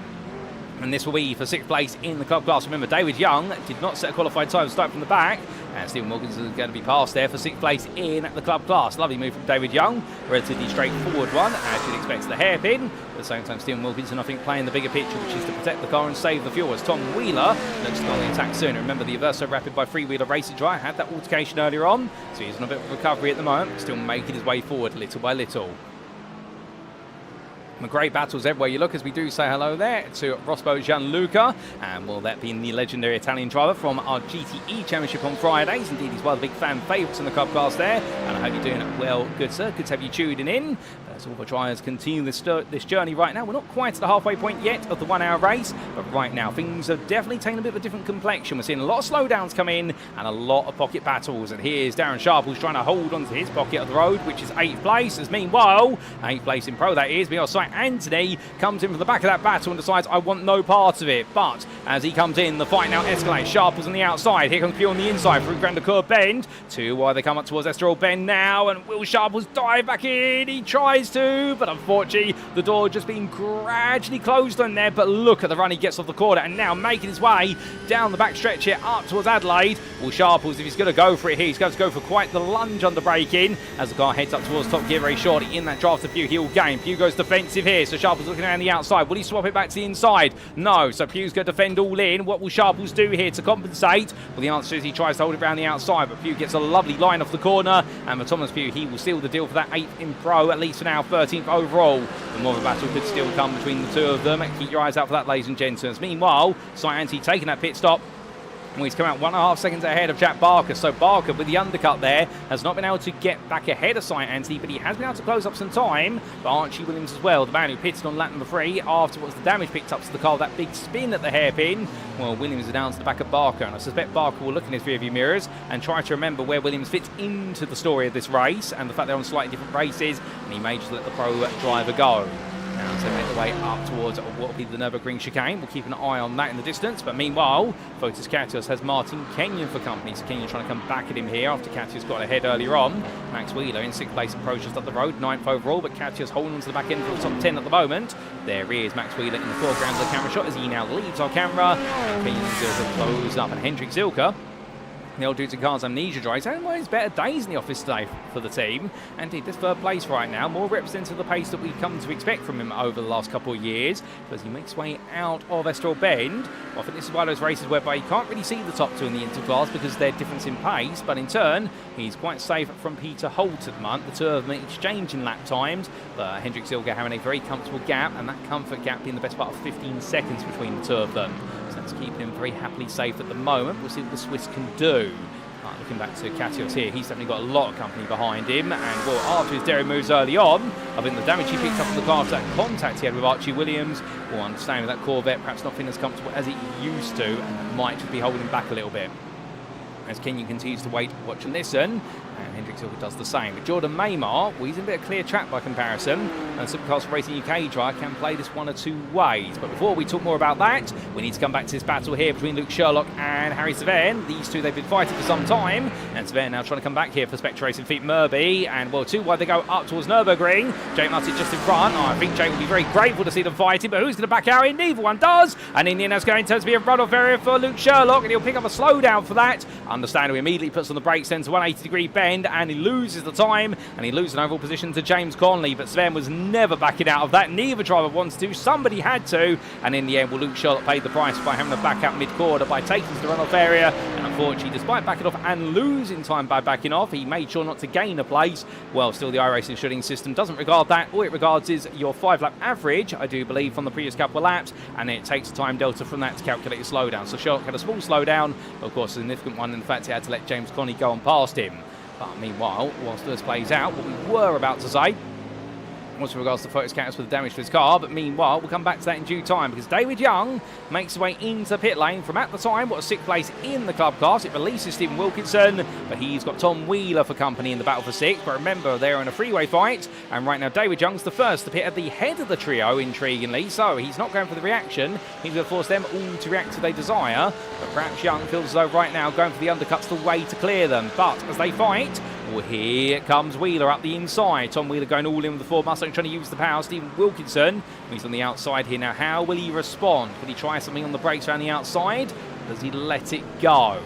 Well, it's a tough call to make there for Stephen Wilkinson. He lets it go, and I think it's the right call here. Now, the reason for that is because if he was to battle with Wheeler, they're both costing each other time to Young, so therefore they are losing effective position on the strategy. Whereas if he lets it go, yes, he's losing a position on track, but if he can stay with Tom Wheeler and save the fuel and the tyres, he could perhaps beat him out of the pit lane, or it'd be very close in the pit lane. So that's what Wilkinson's got to do here. It's almost if you've got to suck the pill at the moment in order to be able to have the medicine at the very end, and indeed feeling much better with taking that position, and both pairs of positions, in fact. I have to wait and see whether that's the way it works out for him. But meanwhile, at the very front of the field, as we do see a little bit of rally cross there from the rear left tyre of Harvey Wheeler coming out to Estoril bend.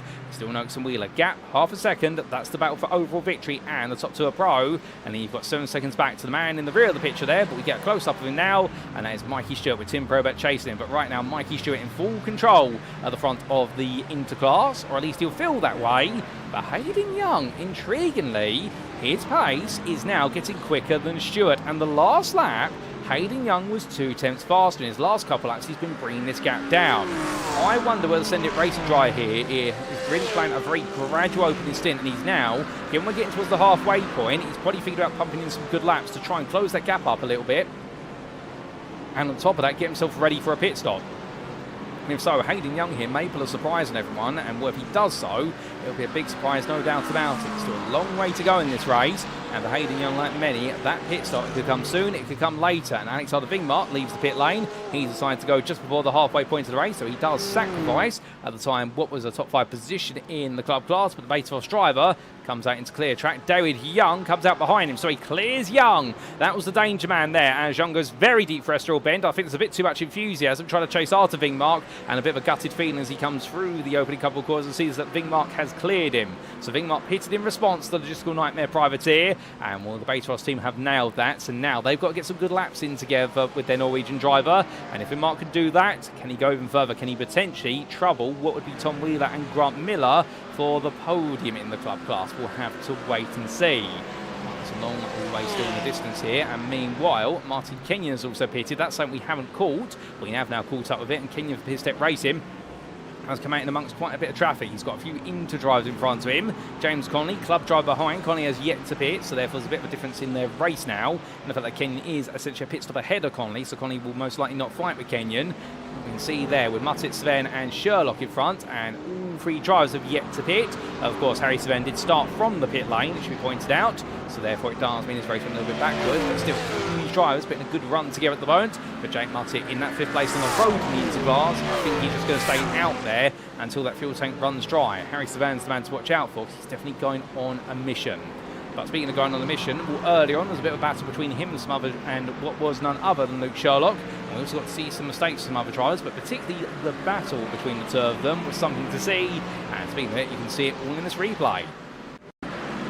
So this was Harry Sven attacking Luke Sherlock for what became 6th place in the Interclass. They were side by side heading down through Gulf. Jake Muttit just in front and Sven on the inside. Well, in the given racing room, both drivers there really battling under braking and very tight to the apex of Adelaide, and Sven didn't quite get the traction he wanted. So that gave Luke Sherlock a bit of confidence to attack him too wide in towards Nürburgring. The only problem was he was hoping that Sven would back out, but Sven decided not to, and in as they made the way into the corner, well, understandably somebody had to give, and Luke Sherlock did there. But great respectful racing for the pair, but unfortunately Luke Sherlock losing out with that slowdown, and that's how he did lose the position. We'll come back to your live racing, but still more to come, and Sherlock right now glued to the back of Sven. But we have also got some slowdowns in effect, including one for Tom Wheeler and one for Stephen Wilkinson, both of them burning the slowdown simultaneously, so therefore both pushing on here, but both losing effective time, and that's going to give a bit of confidence potentially to Alexander Wingmark and also to David Young, who, well, they won't be necessarily aware of it right now, but if they become aware of it, they will know that with Wheeler and Wilkinson losing some time, that may enable them to jump them. As Wheeler's into the pit lane, Stephen Wilkinson, meanwhile, carries on. So the SimCast Racing UK driver, his strategy seems to be at least go over the halfway line in this race, as meanwhile Tom Wheeler splits it identically into 2 30-minute stints, albeit with a bit of a final lap added onto it. right now, Stephen Wilkinson's going to go the distance here and see how long it lasts for him. And Wilkinson, to be fair, we're waiting to see what his race really is at the moment strategy-wise. He has been playing very passive over the race distance. We wonder whether he's really saving the fuel at the moment and also managing those tyres and might start to put in some stronger laps. Meanwhile, Luke Sherlock now coming back at Sven in the run down towards Adelaide, and it's going to be deja vu from lap 15. But here they go. Sherlock this time on the inside. What could he do with that inside line? Sven tries to do what Sherlock did to him and go around the outside, but that doesn't work. And in the end, almost taps the rear of Sherlock, and Luke Sherlock nailing that exit, parking the car up on the apex, and well, Luke Sherlock will retake that 6th place in the interclass before they're able to get to Nürburgring there. Brilliant overtake there for Luke Sherlock and covered off the overtake perfectly. That was the icing on the cake.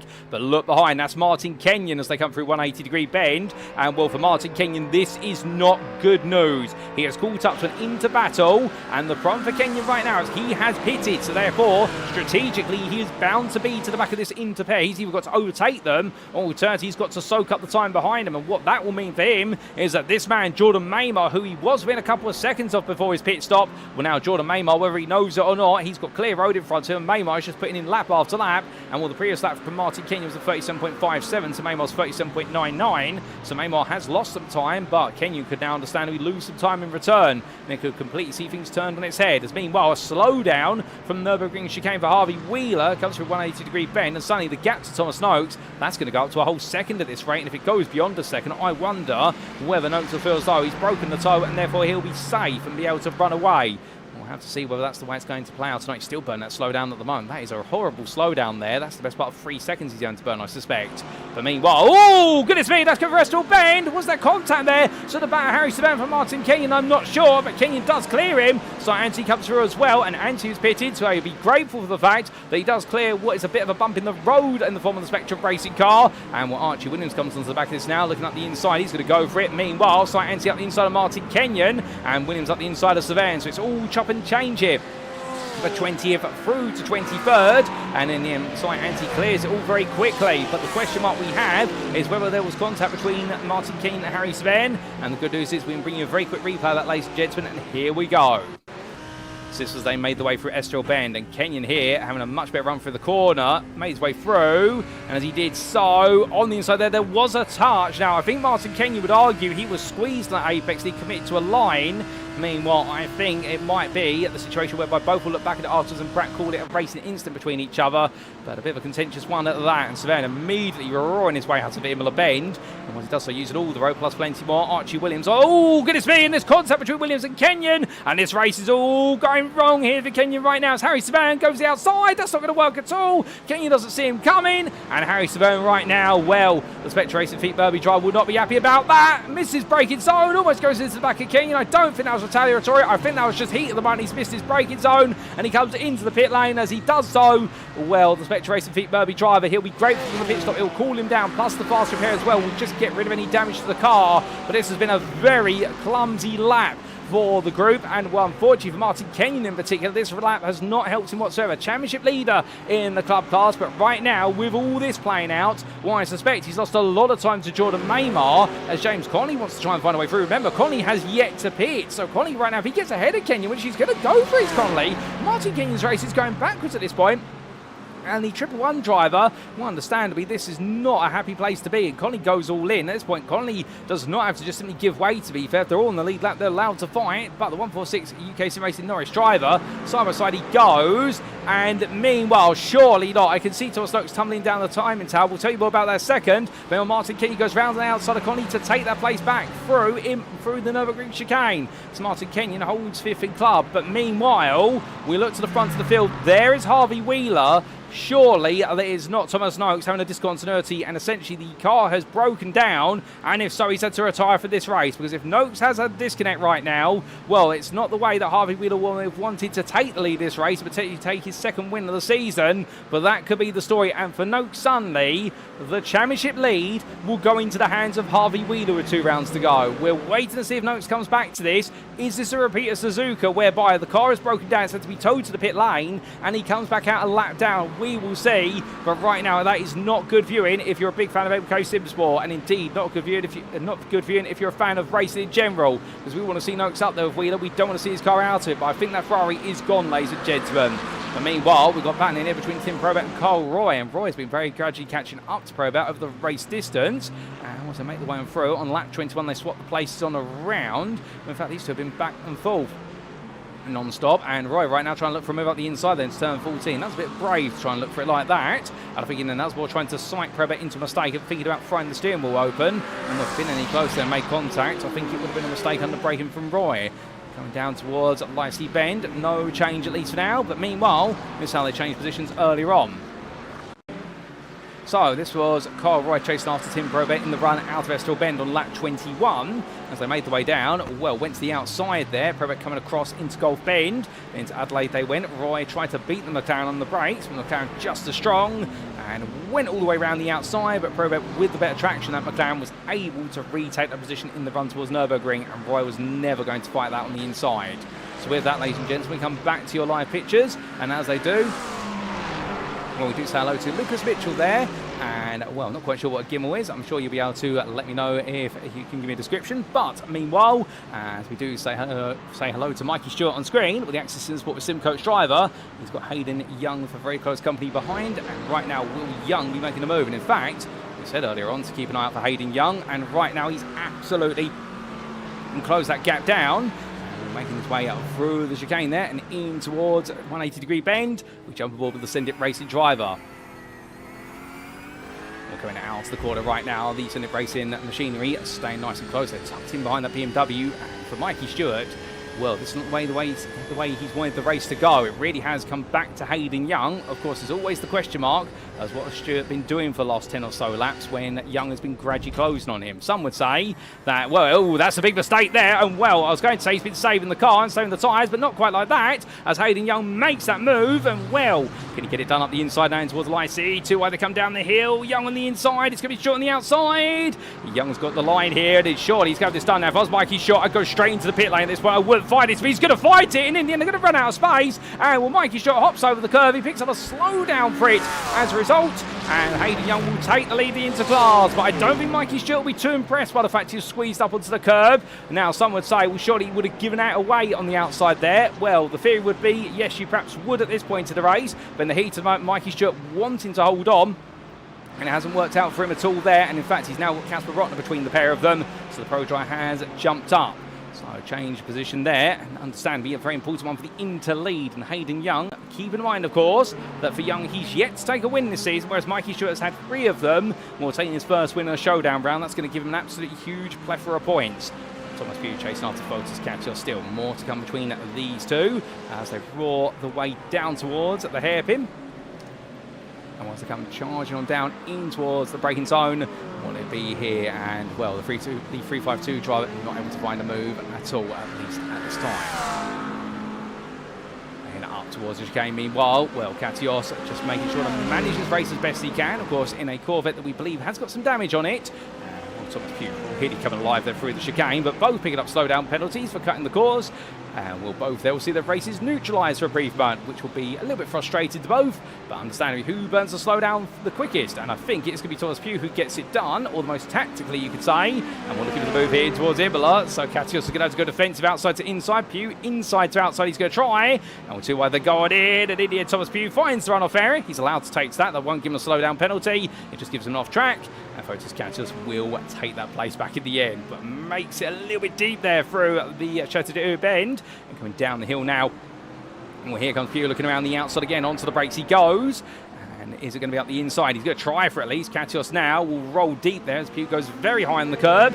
2 while they come in, and Katios immediately comes into the pit lane there and decides, I'm not going to fight that. There's no point. I'm going to let it go instead. So Thomas Pugh will get the place he wants, but not out sending Katios on his way into the pit lane. As we're coming toward the end of the pit window, we've probably got about another 6 to 7 minutes left in which our drivers will have the fuel in the car. And after that, this race will definitely be going into the final stint, most likely. And Thomas Pugh still making sure to abuse every bit of track advantage he can coming out of Estoril Bend. And we're using all the speed and plenty more. From him, we look a little bit further back down the order to Jack Barker. And the made for racing driver right now, after being one of the very first to come in on lap number 11, whereas it brought him out. It's brought him out ahead of Jake Muttett, who is 20 seconds behind. But Barker is still waiting for a lot of drivers to pit. Peter Holt's into the pit lane. There he is. And well, rolling out immediately. His stop done for Send It Racing Bulls. And that's going to bring him out in 7th in the interclass. Jake Muttett will be a long way behind. Where is, well, we do have some confirmation as well, ladies and gentlemen. Sorry to interrupt myself, but the MK Sim Sport driver of Thomas Noakes is back. So, what's happened is an issue with the car. It's had to be towed to the pit lane, but he has come back out. Albeit unfortunately for him, he has come out a lap down. So now this is Suzuka over again. And for Noakes down in 10th place in the pro class. That's the lowest position of them all. And he's got a long way to go to catch up to Archie Williams right now. So he's going to dig deep here and see whether any fortune comes his way. If not, for Noakes, it'll be 10th place. And that's going to be it in this race in the pro class. And this is not the way he wanted it to go whatsoever. But more pit stops abound. Harvey Wheeler in from the lead. Mikey Stewart in as well from 2nd in the interclass. Casper Rotner. Also Jordan Maymar in from club lead. So as Wheeler heads on out, where does he come about? I believe Thomas Pugh's going on to another lap. Yes, he is. So will Pugh come out ahead of Wheeler? It's going to be close here. But remember, Pugh's yet to pit. So Harvey Wheeler makes his way onwards on pit lane exit. And he will be ahead of Thomas Pugh. So he buys himself some clear track. Good for him. Meanwhile, here's Tim Probert ahead of Kyle Roy, but these two still fighting over effectively. And what we believe is the battle for the podium spot outside the Victory in Pro. Probert ahead of Roy at least for now. And with more pit stops abounding as Jordan Maymar's come back out. He comes out in clear track as club leader. We're looking very safe there. Where's Hendrik Zilke? There he is with Sight Anthony for close company. They've both pitted, but Anthony still on a charge. Looking for that 3rd place spot on the inter-podium at this rate. Fotis Katios comes out the pit lane as he does. There's Darren Sharples behind. So Katios in the end, well, after making his stop a lap earlier than Sharples, he clears Sharples' old dudes in cars amnesia, but we'll have to see where he fits into the rest of the jigsaw puzzle. Martin Kenyon, conversely, after what was the altercation he had with the interim pro drivers, well, he's 2nd in the club class still, but he's now a lot closer to Jordan Butler than he is Jordan Maymar. In fact, you'll see in the picture very shortly, there is Jordan Butler, only 5 seconds behind at this point. Jack Barker's on the back, and Jack Barker, meanwhile, up into 5th in the interclass as a result of taking that very early pit stop. This has worked out for him. It has gained him some time back versus Peter Holt, so I think Barker will be pleased with the way it's turned out, but now he's got the hard work to do for the remainder of the distance. Roy's into pit lane, and so he takes his one and only stop. Tim Probert stays out another lap, so Probert's going to go on to lead at least 2 laps of this race to Send It Racing as he clears James Conley to put a lap on him. Hayden Young is into the pit lane. Now, where does this bring Young in relation to Mikey Stewart? Well, here's Stewart making his way through the complex till IC, going through the last 3 corners. And across that timing line, where's Young? He's leaving the pit lane. He's past the limiter line. How close is it going to be? There's Stewart. Here comes Young. And will Young come out ahead of Stewart? It's going to be very close between the two of them here. You'll see Young's going to be having to obey the pit line. He just comes ahead of Mikey Stewart. So Young takes that place off him for now. But Mikey Stewart all fired up here when his tyres warmed up as well already, having pitted a lap before. Well, now he's going to the go hunting. And Hayden Young's the one and only target to beat if he wants to try and make it 4 wins in the interclass this season. Down the hill towards Adelaide they come, and as they do, well, right now for Hayden Young, he's going to try and very quickly clear there what will be the Alexander Wingmark Beta Frost machine, and he'll do so putting a lap on him, and Mikey Stewart will now hope to do the same immediately. Again, the fact he won't want Hayden Young to get any time away from him before he gets those tyres up to temperature. So Anthony still battling here with Thomas Pugh. This will be for overall position only. Now on the outside, these two are fighting on the brakes, and remember, Hendrik Zilke is not too far behind, so for Sight Anthony, this is about trying to make sure he gets clear. And he has taken that spot of 3rd place in the interclass of Zilke. We need to get a replay of that very shortly. In fact, I think we can, as we do head quickly back in time. So this was Sight Anthony into 180-degree bend. Zilke was in front, and what happened to Hendrik Zilke was he understood out wide there. So Sight Anthony had the better run off the corner, went around the outside, and with the Porsche power, there was able to clear him. So Hendrik Zilke not having the best of ends of what was the mid-portion of the lap. But back to your live racing we come. The reason we do, not just because Sight Anthony all over the back of Thomas Pugh, but because of the fact we've got Tim Probert into the pit lane. There goes Harvey Wheeler. Probert right now leaving the pits, but where is Kyle Roy? Here comes Roy down the start for this straight. The Access Sim Sport with Simwork Scotsman heads on towards turn 1, but Probert right now surely has got this done. He's going to come back out ahead in 2nd place. Roy is going to be close. He's going to be about 2nd behind. Probert there running on the white line. Indeed, you can't go beyond it. You can run on it, but you go beyond it, and you'll suddenly pick up what will be a drive-through penalty for an unsafe pit exit. So Kyle Roy there has lost 1.7 seconds to Probert in the pit stop, and that has gone in the way of the McLaren driver. And in fact, it all came down to the fuel guns there. Tim Probert having to take 1.5 seconds less fuel by comparison, and he's bought himself that breathing room. Now, can he hold on to it with only a quarter of this race remaining? Well, back to David Young we come, and the privateer, South African driver, still chasing after Tom Wheeler. And going up towards what will be the next sequence of ends. Well, for Tom Wheeler, he managed to get back ahead based on strategy. David Young did lose out despite the undercut by 3 laps. But Young does have the pace advantage over Wheeler, a couple attempts a lap, and you'll be hoping it's going to keep him in the hunt for this all the way to the end as he massacres the curbs. But the privateer driver right now absolutely using every little strength that BMW's got. He seems to have set it up to ride those curbs nice and high. And, well, he won't be complaining of that if it gains him the time, although it'll shake the steering wheel around, no doubt about it. Right on board, we have a 129 driver.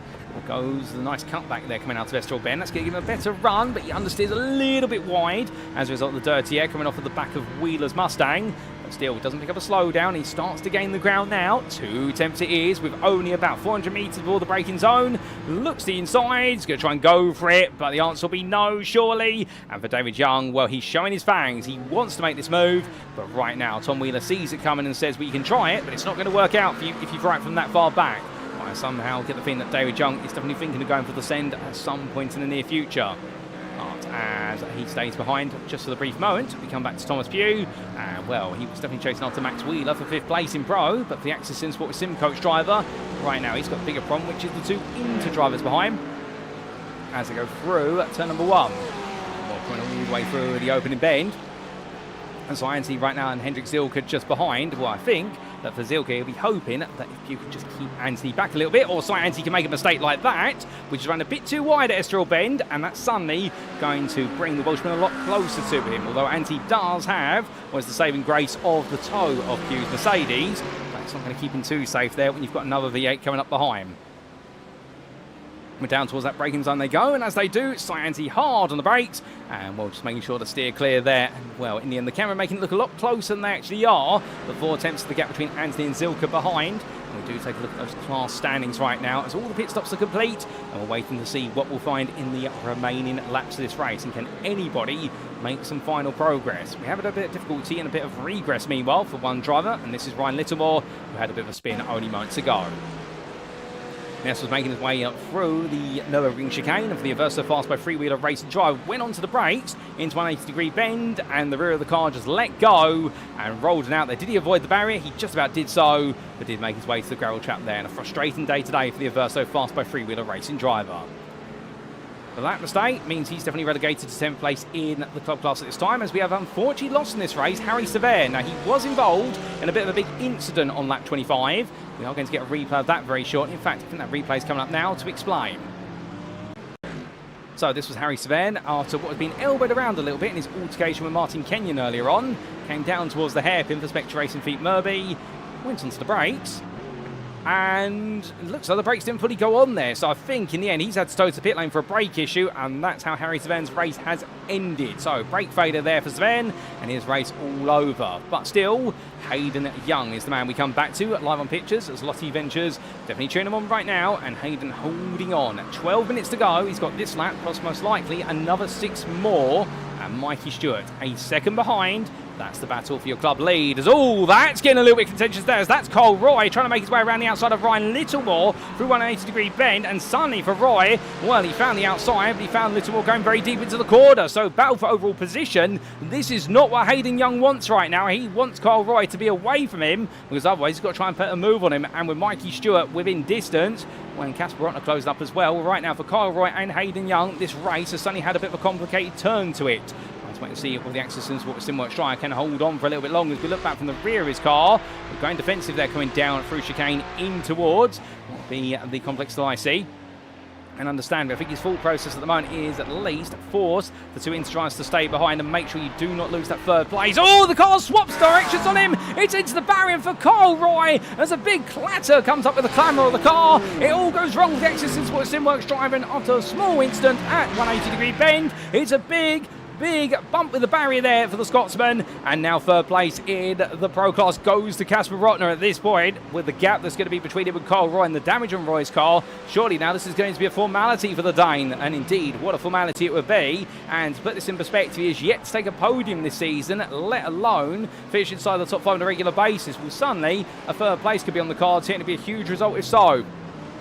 As he comes down for the hairpin, he's got to keep it together, of course. And let's wait and see what Roy is going to do to try and respond. If he can, is he going to come into the pits for repair work? Well, he's got no meatball flying against the car, so I think he's safe from being forced into the pit lane. But understandably, if the car becomes a bit undrivable for him, in his opinion as a driver, then he will come in and take that fast repair, which will still cost him the best part of 25 seconds in the pits. But meanwhile, Hayden Young still make his way on around with Mikey Stewart half a second behind now. And well, what happened has definitely changed the complexion of their battles. We're seeing a change of position here. This is Darren Sharples looking to make a move here on the inside versus Votis Katios. Elbows out between the two of them as they head towards Nürburgring chicane. Sharples on the inside, Katios now on the outside. And Katios, well, he got his elbows out and said to Sharples, "You're not having that." I think Darren Sharples right now is not going to take no for an answer for very long. With that, I suspect there's going to be a bit more battling between these two. And in fact, Katios runs very wide. They're coming out at 180. And suddenly, here comes Sharples looking to the inside, up towards Imola Bend. And will too wide they enter. Will it be too wide they exit? Sharples has got a nose ahead. And Katios then has to let it go there. He's got no response. We ride on board with your split straight esports driver. And onto the brakes here through the Chateau hairpin. And Sharples almost overcooking it there on that inside line, but just about got the car stopped in time. Understandably not very comfortable right now. I think he wants to get away, but he's just got to believe that race 9 is safe to be on right now, and that Katios hasn't got the pace. They make the way on to lap 32 very shortly. As they make the way between the curves, Katios so much braver through the chicane by comparison with Sharples, and I think that's really where Sharples is struggling on the lap. It is the chicane and the high curves, and just upsetting that Porsche as we do jump off board from the Split Straight Esports 390, and this close right now as he comes down for Estoril Bend. He'll want that 7th place back very quickly. He's going to go around the outside, and Sharples meanwhile loses the rear of the car. The rear just started to let go there. I don't think he was touched there by Katios. In fact, Katios has picked up a black flag, so that was a contact there. It was for instant points being handed to both drivers, so Katios there, I don't think he's going to quite believe the fact that he's now got a drive-through penalty as he makes about a golf there. Well, I think the shock really shows in the fact that line there, that's not a normal line going through the corner. I think he's completely, what is jaw drops at that. And we'll get a replay of that very shortly, but that didn't look to be contact. I suspect that might have been a netcode contact between the two of them, at least based on that camera angle. As we do take a look back, at that, and also what happened to Carl Roy and Ryan Littlemore. Now this, of course, was the Roy Littlemore instant, and we do look to other cameras for it.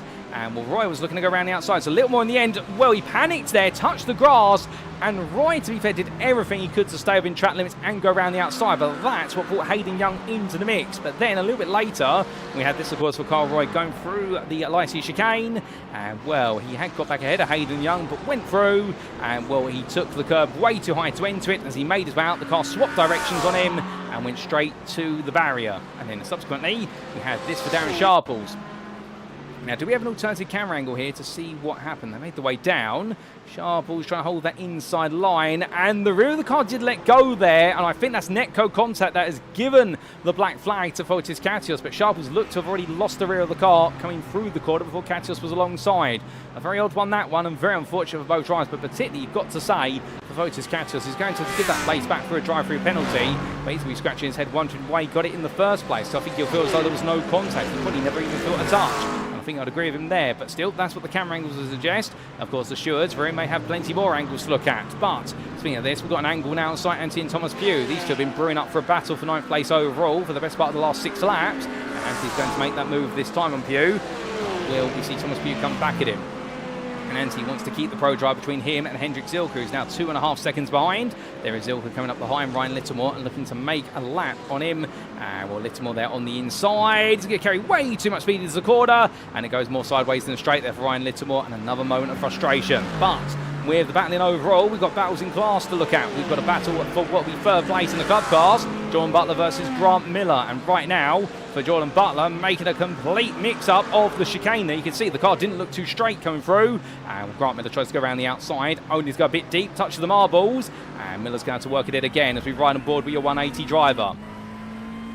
Now, not long left in this race, 6 minutes ago. The tyres will definitely be thin as though life is at a premium, but for Grant Miller, these are the moments where he really will be pushed because, of course, Martin Kenyon running second in the class right now. If you can't beat the championship leader, the closest thing you need to do is finish right behind him.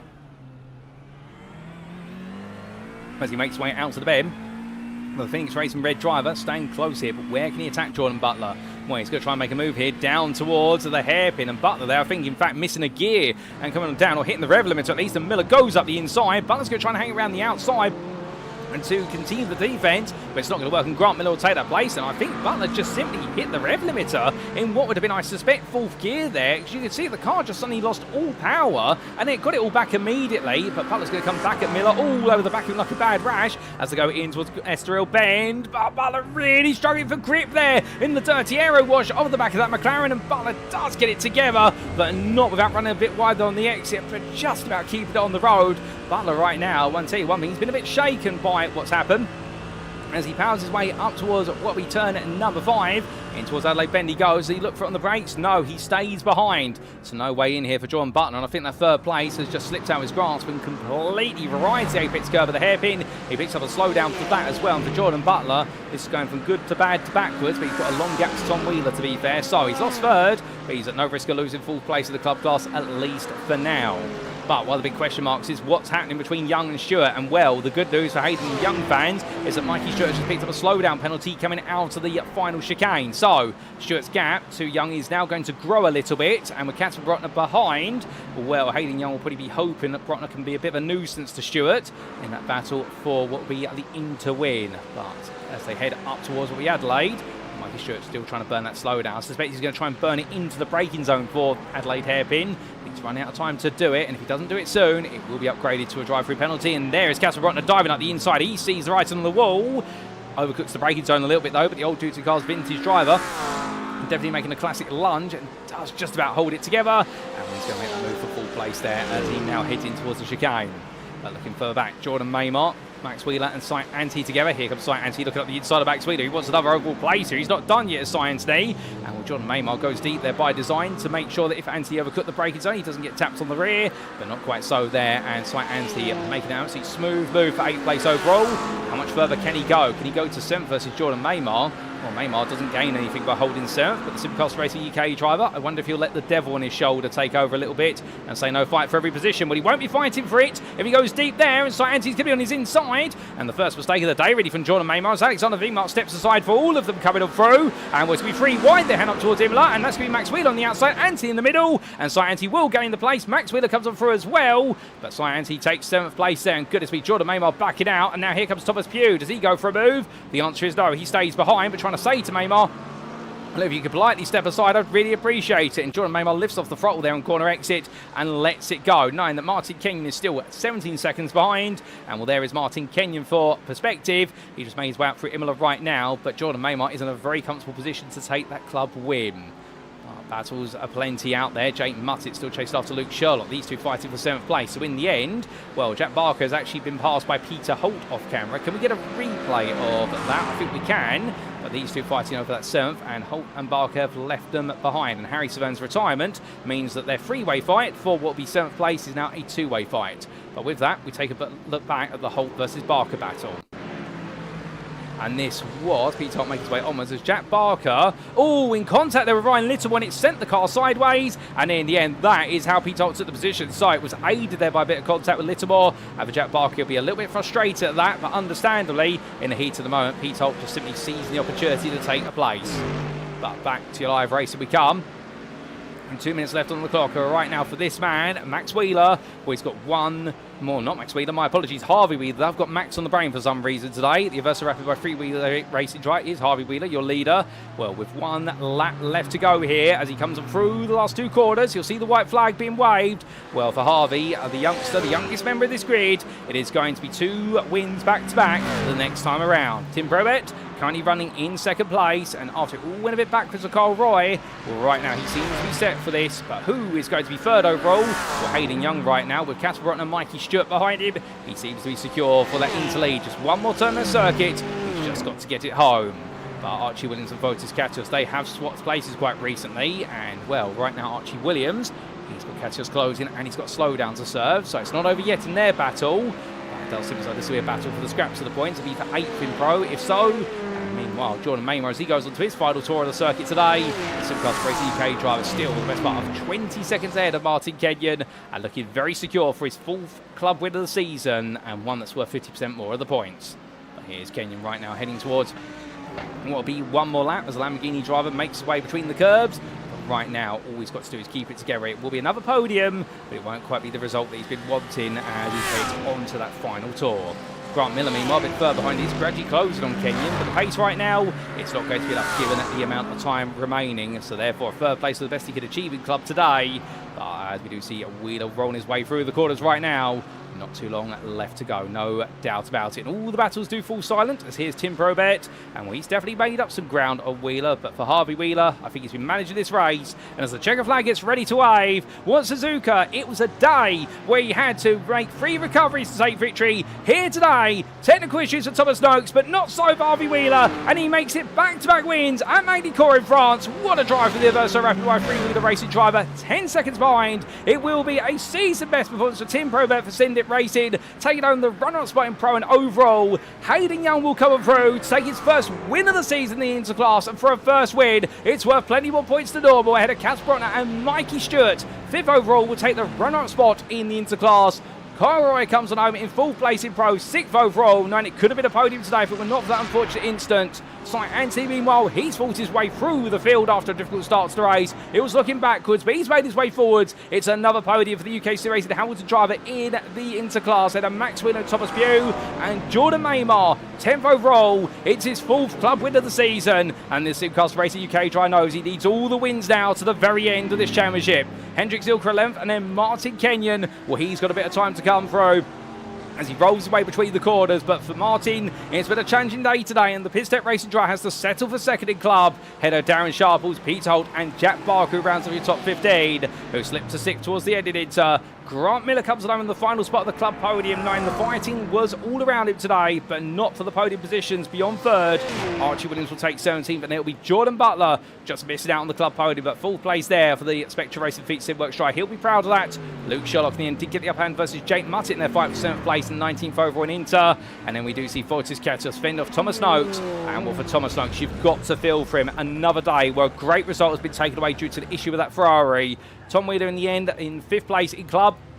Header David Young, who chased after him but couldn't close it down in time, and Stephen Wilkinson taking 7th place of the club class. And in the end on strategy, it wasn't quite enough to take the top 5, but still some good points there for the Simcast Racing UK 135 Porsche driver. But he will be your last finisher on the lead lap, ladies and gentlemen, and as all our drivers cool on down, well, for Max Wheeler today, this has definitely been one of his best drivers of the season for so fast by Free Wheeler Racing. A 5th place in Pro, 8th overall, and it's not as though he's been alone over the whole of this race. He had Thomas Pugh hot on his heels at the end, but the McLaren driver making sure the points went his way, and well, as he cools on down, Jordan Maymar as well, celebrating there, taking the first Showdown win in the club class. Remember, this will be worth 50% more points, so therefore it does mean it's worth 75 points rather than the normal 50 points, and well, that's going to help him close some ground up to the top 3 of the championship, no doubt about it. But as he parks up, Grant Miller meanwhile, well, Phoenix Racing Red Dry enjoyed all the battles, no doubt about it, but he found himself not on the pace of the top 2 and having to put in the plug to make sure that nobody can make the way through for that 3rd place in the club class. But as he heads towards the pit lane, we head to the scenic view to take a look at those race results, subject to Eddie Stewart's inquiries, and here they are. And after a very entertaining 60 minutes of racing here today in round number 8 of the UKSimRacing Sunday GT3 Championship Season 18, brought to you from the Circuit de Nevers Magny-Cours as hosted by SimRacing International iRacing, Harvey Wheeler, your winner for Adverso Rapid by Free Wheeler Racing. Didn't quite take pole position, but for the entirety of the first stint was absolutely glued to the back of Thomas Noakes. But when Noakes' Ferrari had technical issues and had to go to the pit lane, only to be repaired and make his way back out, Wheeler didn't blink, he didn't flinch, and he's brought on home to take his 2nd win of the season for Adverso Rapid by Free Wheeler Racing. 10 seconds behind, Tim Probert there for Send It Racing, and goodness me, did he live up to the team name today and brought home that run-out spot. He would have been 3rd if not for the issues for Noakes, but to be fair, he won't be complaining about it. And ahead of his teammate there for Hayden Young, his first Inter win of the season, his first overall podium as well. The Send It Racing driver will be absolutely ecstatic about that. That result's going to mean a lot, and it means he starts to close the gap to Mikey Stewart. Between him and Mikey Stewart, the run-up in the Interclass 5th overall for Axis and Sport with Supercoach, it was Old Duty Cars Vintage's Casper Brotner who came up fighting today and has earned himself a spot on the Pro podium with that 4th place. Carl Roy just missed out on the Pro podium, 6th place there for Axis and Sport with SimWorks, but still having a solid day of racing. Fend off Sight Anstey to the tune of 11 seconds, and Sight Anstey coming all the way through from that early spin. And with the UKSimRacing Hamilton driver proven, it's not about how you start a race, it's about how you plan to finish it. And he finished it definitely on a high with third in interclass. Max Wheeler, 8th there for Verso Fast by Freewheeler Racing, ahead of Thomas Pugh for Access Spot by Sim Coach. The two of them separated by only 6/10 a line. And then Jordan Maymar completing your top 10 there, your club winner. And what a drive for the Simcast Racing UK driver. Couldn't quite be touched, although Martin Kenyon kept him honest in the first 20 minutes of the race. Hendrik Silva's best the rest in length for Old Dudes and Cars Amnesia, ahead of Pistech Racing's Martin Kenyon, runner-up in club today, but of course having a race that went away from him a little bit after the mid-race incidents he was involved in, and Darren Sharp was 13th, just behind by 4/10 of a second. From the Old Dudes and Cars Amnesia drive, it was a further second to send it. Racing Bulls' Peter Holt, who did brilliantly given the way his day started in qualifying, and then he was followed up by Jack Barker, 2 seconds behind after his late contact with Ryan Littlemore, costed the chance of 14th, but he took 15th instead, and was a grand total of 6th place in the interclass. Grant Miller, your final podium finisher there in the club class for Phoenix Racing Red. Not only wasn't quite on the pace of the top 2 today, but definitely made sure to fend off the rest of the club field. And it was Archie Williams, Jordan Butler, Luke Sherlock and Jake Muttett who completed your top 20. Outside the top 20, in 21st place, it was Fortis Katios, who put up a very brave race day, battling hard, but unfortunately all those battles for the split straight esports driver did not amount to too much. And then we did see what was there, 22nd, Thomas Noakes, the MK Sim Sport driver, getting back in the car, but unfortunately with all the damage to the car, well, it was a difficult one for the team. And that damage coming from an issue, but they were able to repair the engine, and Noakes was able to get back out there, but it has definitely impacted his championship charge. Tom Wheeler, so rapid by Freewheeler Racing, was able to finish ahead of David Young in the end, getting the upper hand in their strategic battle, with Stephen Wilkinson a further 4 seconds behind, 25th in your last finish on the lead lap for Simcast Racing UK. It was a lap down to both James Connolly and Alexander Vingmark, 2 laps down to Ryan Littlemore with struggles in the Ford Mustang, and we did see our sole retirement, Harry Savan, 13 laps from the end.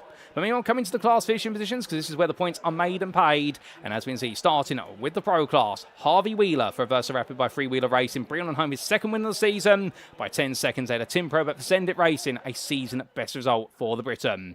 Casper Brotner, third there for Old Dudes and Cars Vintage, also season best, his first podium of the season for the Dane. He's going to be smiling about that one. It's been a long time since we've seen him take a podium in this series. Carl Roy, fourth there for Access Sport with SimWorks, missing out on the podium, but definitely firmly inside the top 5 ahead of Max Wheeler, who's 12 seconds behind to complete the top 5. And then we did see Thomas Pugh, Darren Sharples, Archie Williams, Fotis Katios and Thomas Noakes complete that top 10. With Noakes on the heels of Katios right at the finish line, but it wasn't enough, and Archie Williams losing out versus Darren Sharples in the long term.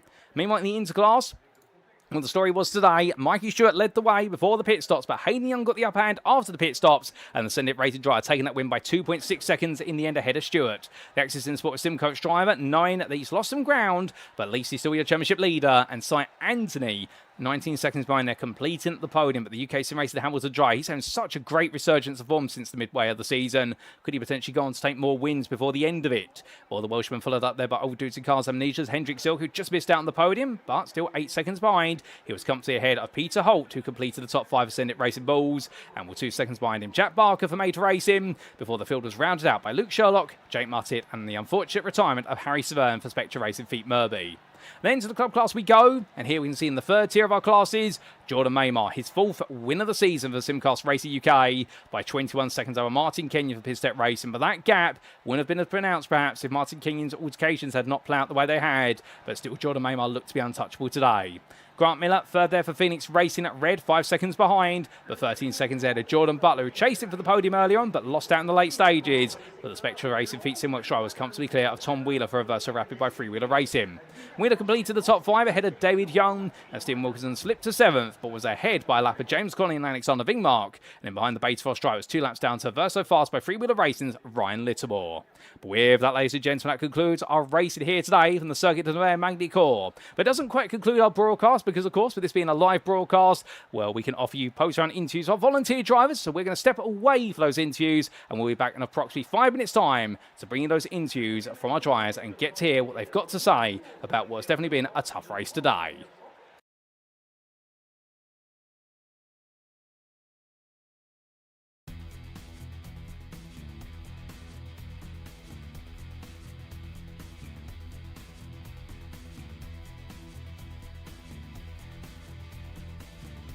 And And it's lights out and away we go for our season opener as Sardply gets a good start, but look alongside him and you'll see there Milton Tomlinson Dennis immediately go on the attack into the braking zone. One drive into the grass already, that's Mikey Story, but 3 wide they come into the opening corner. That's a bold move there. William Humphrey makes the place as they make the way through in towards turn number 2. I think the Altitude 3M esports driver here might just be fancying his chances once again as they come into the braking zone now for turn number 1, and as they make the way from right into left, well, Hayden Miller here side by side with him. They'll go all the way through to turn number 3, and Saunders does take the place there. That's for overall position, not for pro position. Saunders is the pro leader, but he goes a bit deep there at 3 to the inside of 4 then, and Miller right now enjoying this. Saunders enjoying it. A little bit of rub and contact between the two of them, but nothing wrong with a bit of bump and grind between the two Ford, for the Ford and the Corvettes, the two Americans I should say. And with those two Evo drivers in front of them, they're just, you know, they're realistically in a completely different race.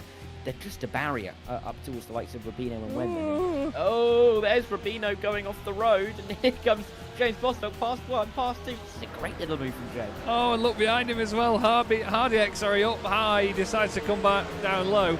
But Denny Plurger has really lost a lot of ground here. He's lost 7 places since the start of this race in that green Porsche. But look at this, for the lead, Hammond wants it. He's gone back down the inside. He got off the brakes again to let the car down the inside of Rob Mackay. And you said Rob was going to be clinging on at the front. And now he's clinging on to second. Great move by Lewis Hammond. Really good committed stuff. And look, down the inside, Richard White. He wants a piece of this in the Porsche. He's got James Bostock. And it's lights out and away we go here as Mirko Bortolotti goes exactly on the green, and as they roar the way down towards turn number 1, Martin Statman side by side with him, but look behind, Tim Perry under pressure and Miguel Leon immediately as the Inosis Esports driver tries to put the pressure on. Further back we've got 3, 4 wide, they're all in the crush as they come through the opening bay. Look back for the rear of your second place runner, Statman, and Statman right now for the Gazex Racing team. What he's trying to do here, I think now, is just hold on to second, and if needed, he may have to act as a bit of a buffer and perhaps sacrifice a little bit of his race for the race leader here, although Bortolotti, to be fair, I think might be holding some pace back. But here comes Lux in the tow in towards what we roller coaster they come with the Virginian corkscrew. It's left into right very quickly here as they both make the way, and it's 2 wide on entry, but Lux gets ahead. It's up into second now, as it will be Martin Statman falling down to 3rd, but Callum Lux does clear another one, and now only 1 car is between him and an opportunity of victory here today. Which is Perry going to make the move, or I'm going to have to make the move for him? Well, there's your answer. Perry's going to go on the inside here of Dean into the braking zone.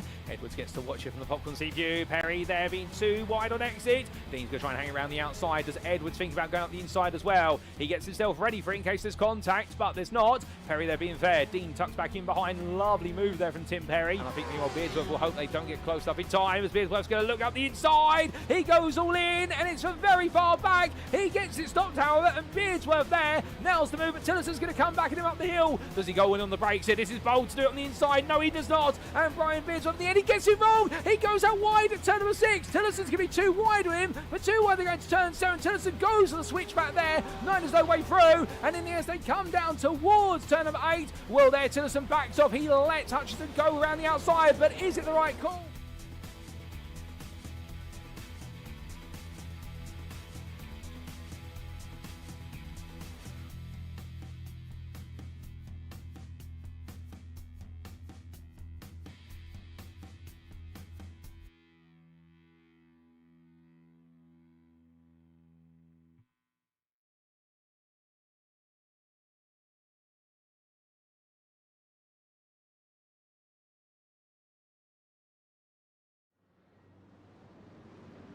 Alrighty, ladies and gentlemen, without further ado, it is time to kick off our post-round interviews. And who better to kick off with than our Send It racing star, who today brought home his first win of the season and joins me now. It is none other than Hayden Young.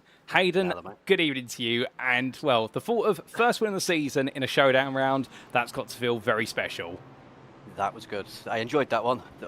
So I've lost about 3 stone, I think, in that. That was a hot one. That was fun. Oh, 100%. You look like you were having fun out there, and given the warm conditions, I can understand that. I think we've all lost quite a bit of weight in sweat today.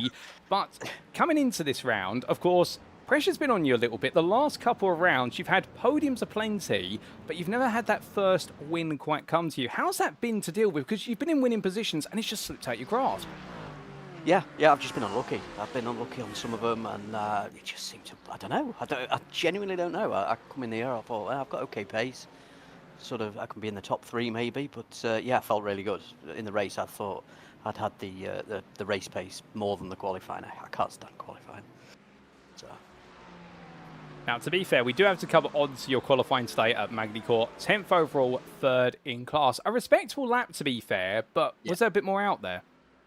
Yeah, I think a couple of tenths maybe, if I was lucky, but just it's so hard. You get some people that get your way, which is fine, and then it's just so hard to put lap after lap after lap, and Magny-Cours is always hard. It's not my favourite at all, but yeah, I'm proud of that one. Well, good lap, and then we did go racing. And of course, the race, or the narrative of the race, really dominated by yourself and Mikey Stewart in the interclass. But to get to him, you first had to get past a very turned around sight Ansley, if you will, for the opening few quarters. Just what's that open lap like from your perspective? Yeah, I'm always quite good at starting. I don't know how or why. I just seem to pick up a load of places, and I saw Sai spin round, and I thought, ooh, getting a bit closer, and then I think Mikey was about 4.5 seconds in front of me, and yeah, just able to head down and catch that gap. It was slowly coming down, and then he made a small mistake, and that was it. Went on the inside, and yeah. Now, of course, closing that gap down at a circuit of Magny-Cours whereby following another car can prove very challenging. This circuit not known for its overtakes. I mean, were you really feeling perhaps the dirty air off the back of Mikey's car as you got closer? Yeah, it is difficult. You get the Porsche is very quick in a straight line though. It is quite nice, and the braking's really good. So if you can get close enough, you can brake quite late, and it's quite nice. So, but yeah, you can feel the dirt, yeah, especially through the first chicanes there. That's terrible. That is. But. Well, painful dirty air, but like you're saying, Ian, you were able to go for the move, although it did get a little bit elbows out between yourself and Mikey, particularly through the final 2 quarters, the chicane, where I think both of you wanted the place, but in the end, neither one of you wanted to give up. Yeah, it was good. So, yeah, I enjoyed that. I knew I had the inside, and I thought if I just stick it there, he's got nowhere to go apart from over the curb and get a slowdown. I knew it was going to end up with a slowdown, so it's just one of those. You just place your car, and yeah, enjoyed it though. It was a hard but close racing, really good. Oh, indeed. Firm but fair racing. But of course, the story wasn't over after you'd made the move, because towards the end of the race, Carl Roy got caught up with Ryan Littlemore's car, and suddenly a pro driver who I think you were hoping would just stay about a second away from you, suddenly right in your face, and you've got the problem of Casper Rotner and Mikey Stewart behind, but Casper got in the way of Mikey in the end. Yeah, this is it. It's quite difficult because you're catching people who are quicker than you, and you think, oh, please, just either move or, but they won't. They never move, so which is fine. But it's always quite nerve-wracking because you get behind someone who's a little bit slower, and then you've got people catching you, and you just want to overtake cleanly, or just it's a bit of a nightmare. Well, a bit of a nightmare, like you say, but in the end, the nightmare didn't quite come to fruition, and you're able to bring on home your first win of the season and also your first overall podium. Such a huge result. And is this now the start of some magic in the final 3 showdown rounds? Is this the young supremacy right at the end? I'm hoping so. I'm hoping the last 3 are really good, and I can close it down to Mikey. So that'll be the dream. Well, you've had a dream start to the 3 rounds, but next up, of course, we head to Road Atlanta in a week's time. How are you feeling for the roller coaster ride? I like Road Atlanta, whether the Porsche does or not. We'll see. But yeah, I quite like it. All fair play. We'll have to wait and see whether your Porsche likes the circuit that you do enjoy. But just before I do let you go, is there anyone you'd like to give a shout out or a thank you to on the broadcast? Yeah, shout out to you, mate. You do a great job. I love watching the races back, and I think my parents are watching, my girlfriend's watching, so big shout out to them, and all the guys. Clean racing, I enjoyed that one. Well, Hayden, it's been an absolute blast having you join me in the interview room for our first interview of the season. Great to talk to you, and congratulations once again on your first win in Inter and your first overall podium as well. We look forward to seeing you at Road Atlanta, but until then, my friend, have a lovely rest of your evening. You too. Cheers, mate. Thank you. So here and there, ladies and gentlemen, from a very happy Hayden Young. And, well, I can tell you one thing, absolutely proud of what he's been able to achieve today. And given the fact that he really had to work hard for it, we did see early on in the race, of course, particularly in qualifying. The fact wasn't too happy with the qualifying lap, knew there was more time out there as he admitted, but it's the race which really matters, and will make that progress. Got past the wayward Cy Anthony and gradually closed down that gap to Mikey Stewart and was able to make that cheeky move up the inside, but he had to get his elbows out there. But firm but fair racing between the two of them, and he knew if he held that inside into the chicane, Mikey had nowhere to go other than over the runoff area and not the road. But of course, a bit of a complication as Kyle Roy and Hayden are battling on screen now, as you can see, but this was much earlier in the race, and of course we did see the two of them come back together towards the end of the race to add a complexity, but Hayden in the end able to keep his cool, manage the situation and bring home that third place overall, and in the end his first win was not going to be denied, nor his first podium, but his target now to make it happen again at Road Atlanta. And should he make it 3 in a row, could he potentially steal the crown away from Mikey Stewart? Well, we've got a way to go to find out. But with that, ladies and gentlemen, we're going to step away from it. We'll be back for our next interview very shortly.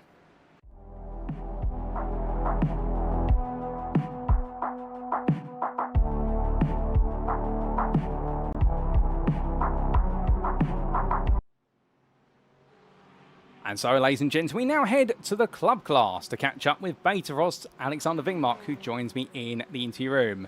Good afternoon to you, Alexander, and what a challenging day you've had for yourself. Great qualifying result, but in the end of the race, it just didn't quite come together. What happened? I think we can start with quoting Linkin Park in the end, because I tried so hard and got so far, but in the end it didn't even matter. Well, I was unlucky. I was racing, I think it was David Young, and towards the end of the circuit, he tried to move on the inside, and I haven't had the chance to check the replay to see exactly what happened, but we touched and I got damage, but I've already pitted and I forgot to turn off the change tires function, so that was a slow pit and unnecessary pit. Oh, goodness me, so unfortunate then for yourself, because all on reflection, I mean, in the wet weather conditions rounds, we have seen some very impressive qualifying for yourself, but here today, 5th in class in qualifying, one of your best qualifying performances, it looks like you're very comfortable at Magny-Cours. Yeah, I was during practice this week. We were a bit skeptical because I was really dreading the high-speed corner where the pit exit is, and I had a run-in with Tom Wheeler when he exited the pits. No contact, fortunately, but I think the Porsche really worked well around the circuit for me. I'll definitely say so. Yourself and the Porsche look to be in harmony, and in the early stage of the race, we did see you make some rather good progress, although, of course, very crowded through the opening few corners. It looks like you're really settling into a bit of a battle with the likes of Tom Wheeler, Jordan Butler and Grant Miller. I mean, did you think perhaps there could have been a podium on the cards? Well, I have been so lucky this season to actually have had a podium as opposed to last season, and I'm confident that if I didn't make the error of changing the tires after pitting for the second time, I probably maybe could have. And of course, if we avoided the incident altogether, maybe we could have had a podium. But I'm not sure. There are some quite quick guys in our class this season, so it probably could have happened. But I think I really would have had to work hard and defend hard for it. All very true, but as we see some replay footage on the broadcast of you passing Grant Miller at 180 degree, this is a circuit where overtaking is normally quite challenging, but you looked quite happy to go for overtakes. Is it something you've practiced specifically for this circuit? Matter of fact, we haven't practiced that many overtakes. What we've been focusing on is sort of getting a feel for the car and the grip, and practicing in between the high speed and the low speed corners. As you said, it's a quite difficult track to overtake, but I just think we, like we touched on earlier, the car just felt really good today, and so the car and track combo just worked. All fair play. Well, sometimes it all clicks together, like you say, and it's definitely worked out today. Now, to continue the theme of Linkin Park songs, of course, in this championship with the Showdown rounds now and all the points available, everyone's going to have to bleed it out all the way to the very end of the season. 2 more rounds to go. Road Atlanta next, and then Donington Park. Are you eyeing up these rounds and thinking I can go from 5th to 3rd in the championship? Oh, it's scary to say now in advance, but of course it would be fun to be able to get the podium again, because I think it was 2nd I got in Spa during the wet race, and of course being able to get the podium one more time now before before the end of the season would of course be perfect. Oh, indeed. We'd love to see you back up on that podium after your heroics at Spa, like you said, that incredible second place. But next round then, Road Atlanta. Is it a circuit you normally go well at? I haven't actually raced that much at Road Atlanta, so especially not with this many cars. So that will be a first for me with the crowd and the multi-class racing. So some GT3, but not that much. All fair play. It'll be a bit of a first-time experience for yourself, and wish you all the best in the preparation for that. And as we get ready to let you go, is there anyone you'd like to give a shout-out or a thank you to live on the broadcast tonight? I would like to give a shout-out to my fiancée for keeping up with me being away and practicing and racing and being up late. So she really keeps it together at home while I'm having fun with the racing. Oh, I'm sure she'll appreciate the shout out, and we're very grateful that she gives you the opportunity to do some practice or sometimes staying up night to turn laps, because Alexander, it's always great to see you out on the circuit.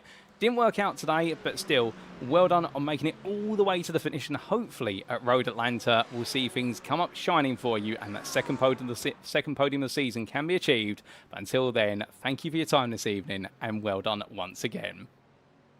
Thank you.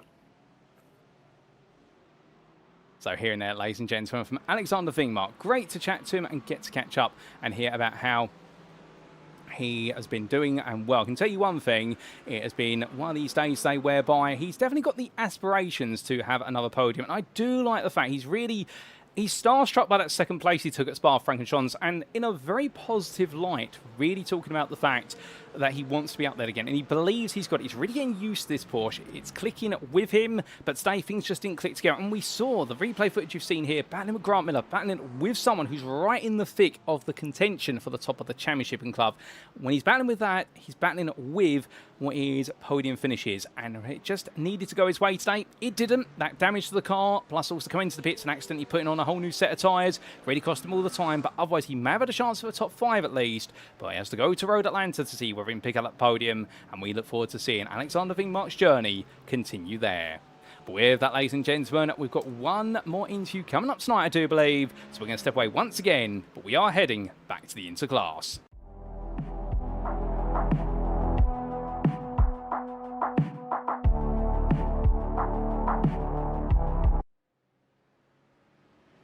And so, ladies and gentlemen, if we're going to hear from our winner in the Interclass, it's only right we hear from our runner-up today. And joining me now in the interview room is none other than Mikey Stewart. Mikey, good evening to you. Our championship leader, of course, battling hard with Hayden Young, but today you couldn't quite keep Hayden behind, but you did incredibly well to be so close to doing so. How was it for you? Yeah, I mean, that was good fun. I'm very, very hot now, but it was fun. It was difficult, but we made it entertaining at least. Oh, no doubt about it. But in terms of things that were perhaps not difficult, that pole lap in class and third place overall, I mean, was that the lap you were targeting? Was that a bit quicker, or did you surprise yourself? I surprised myself fully. That was basically just floor it and hope for the best and hope it stuck, and surprisingly it did. So I definitely amazed myself with that one, considering I bought the track about an hour before the session started. Well, sometimes they say better late than never, and to be fair, you left it as late as possible, and look how it worked out. I mean, with a bit more practice, could you have been on overall pole position? That's a what-if question for the year, but putting that aside, when we did go racing, we saw you have a very good start, couldn't quite stay with the top 2, but it seemed as though, at least for the first 20 minutes or so, you looked very safe. Were you feeling safe from Hayden Young, or were you seeing him gradually close up? To start with, I did feel fairly safe. I thought I had good, consistent pace. I didn't want to get involved with the guys in the front. I just wanted to play it safe and survive, really. But yeah, then my tyres very quickly fell off a cliff, so it was just a case of holding on for dear life and kept getting lots of slowdowns, so that wasn't helping myself either. So then as soon as Hayden caught up, I was just like, well, I've got a fight on my hands now. Oh, I see. Well, as he got closer and closer, we did see what the advantages of the Porsche in terms of the corners and also on that long straight up towards Adelaide versus your BMW. Looked to be a bit of a jack of all trades in the situation. Did it feel that way, or did it feel as though, given the tyre disadvantage you seem to have, as though you were really clutching at straws? Yeah, I mean, once we had the entertaining overtake with me going over the chicane, I was hoping that I could then try and undercut him on the pit stop instead, but it closed the gap, but not enough. And then, yeah, every time I got closer to him, it was just making silly little mistakes, really. So it was just doing what I could to try and limit the damage, basically.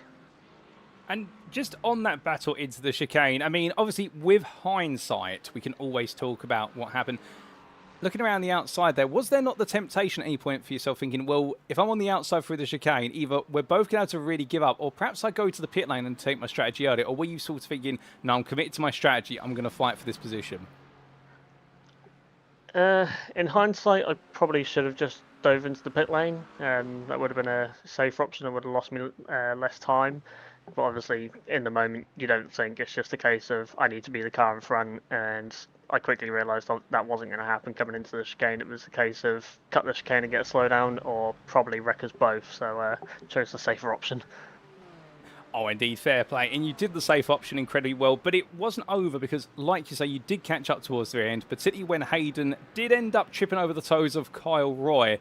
But it looks like you had your own problem, which was a cheeky Danishman in the form of Casper Brotner constantly probing for overall position. Were you perhaps muttering under your helmet, Casper, just go away, you don't need to be in my way? Yeah, I was definitely hoping he was just going to sit behind me, because obviously we weren't really fighting each other. And then next thing I know, he dive bombed me from Narnia. So I was just like, well, that's my fight pretty much done. I've just got to accept the P2 at that point. Now, to be fair, you may have had to accept second place. You were never too far behind, but coming into the showdown rounds, you've got quite a bit of a lead behind you. 2 more rounds to go. You are still the favourite. Next up, Road Atlanta. How does that sound? Road Atlanta is a track that I do usually quite like. I've done well in the BMW in it previously for like official races and that. So fingers crossed I can actually get a bit more practice than I did at this round, and hopefully I can get back to winning ways. Oh, indeed, we'd love to see you back on the top step of the podium. What is becoming an increasingly tight fight for Inter honours in this championship. But Mikey, just before I do let you go, is there anyone you'd like to give a shout out or a thank you to live on the broadcast? I'll give a shout out to all my Access teammates, because without them I wouldn't actually even be here right now. I already joined the team just before this season started, so they recommended it, and I thought, yeah, we'll give it a go, see how it turns out, and well, it's turned out pretty well so far, hasn't it? Oh, 100%. You definitely look to be a natural fit of the Access Sports team. It's great to see you enjoying being part of the team and moving forward.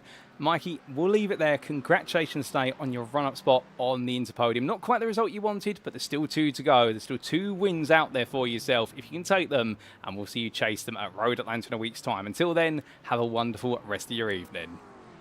You too, mate. Here and there, ladies and gents, from an understandably a little bit disappointed Mikey Stewart, really wanting that win and talking out what was multiple moments there, but also putting things in perspective. And I wanted to throw out that hypothetical question to him, but really caveating, of course, it's a hindsight-based question in the fact that even he's reflected on it and thought to himself, actually, the sensible thing would have been perhaps going to the pits. But of course, he did the sensible thing when his overtaking brain took over, which was to put the car onto the escape path rather than collide the two. But it goes to show you when you're in the heat of the battle, and this is how much it means to the drivers, to Mikey Stewart, to Hayden Young. They are going to go too wide through sections of the circuit. You don't normally go too wide, but they also went to back off, and Mikey demonstrated that. And I'm very interested as well when he mentioned about the fact that he felt as though he was the quicker driver after the pit stop, but he kept making these small mistakes that just cost him. And then, of course, with Casper Brotner getting involved, it took away his chance to really chase down Hayden Young for that win right at the end. Now, it always opens up what-if questions, but it goes to show you the fact that these 2 drivers, such at the pinnacle of their class at the moment, both really knowing the fine margins that are making the difference. And for all we know, next start at Road Atlanta, Mikey Stewart a little bit more practice, given the fact he'd only started to learn the Magny-Cours circuit an hour before we went racing. We can put it on 3rd place in the overall category and on pole position in the interclass in qualifying with a small amount of practice. You can imagine at Road Atlanta, With a bit more practice, perhaps it could be perfection, but we'll have to wait and see where you can return to winning ways there, given that now Hayden Young's had his own taste of the winner's champagne. But with that, ladies and gentlemen, that concludes our interviews for today, and let's give you a quick recap of who exactly we've spoken to.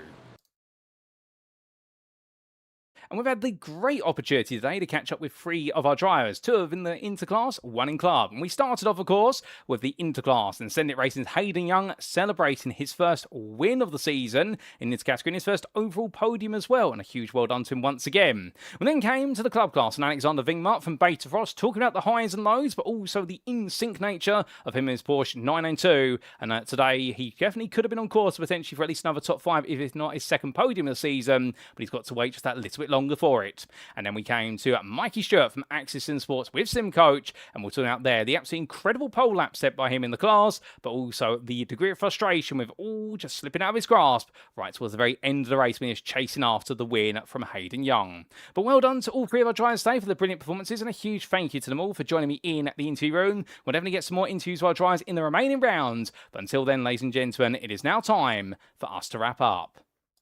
Thank you very much for watching, and if you have enjoyed today's show, and perhaps you're sat there right now wanting to know how you can get on the grid at SimRacing International, well, the great news is we're always open to new members, whether you're an esports professional all the way through to a rookie racer. Indeed, many of the drivers you do see on our grids in our series, they are relative rookies. They've only just turned their first few laps in iRacing, and yet they join our grids, and after months or years, they suddenly become very quick drivers indeed. But for all that and more, all you got to do is join our official Discord. Invite link at the bottom of your screen, and it's very easy to join, and you won't find a more friendly and welcoming community. But whilst we're based in the United Kingdom, we are open to anybody around the world, whether it be England, the European continent, Asia, the North American continent, all to the South American continent, or indeed all the way in the Africas. You name it, you're welcome to be on the grid, ladies and gents. We are a fully inclusive community. And when you do join, well, you've got a multitude of series that you can potentially join, including our Thursday GT3 Championship, currently it's 12th instalment, due to conclude in the next couple of weeks, while Masters and Superstar splits. Alternatively, if you're a big fan of GT racing, but you want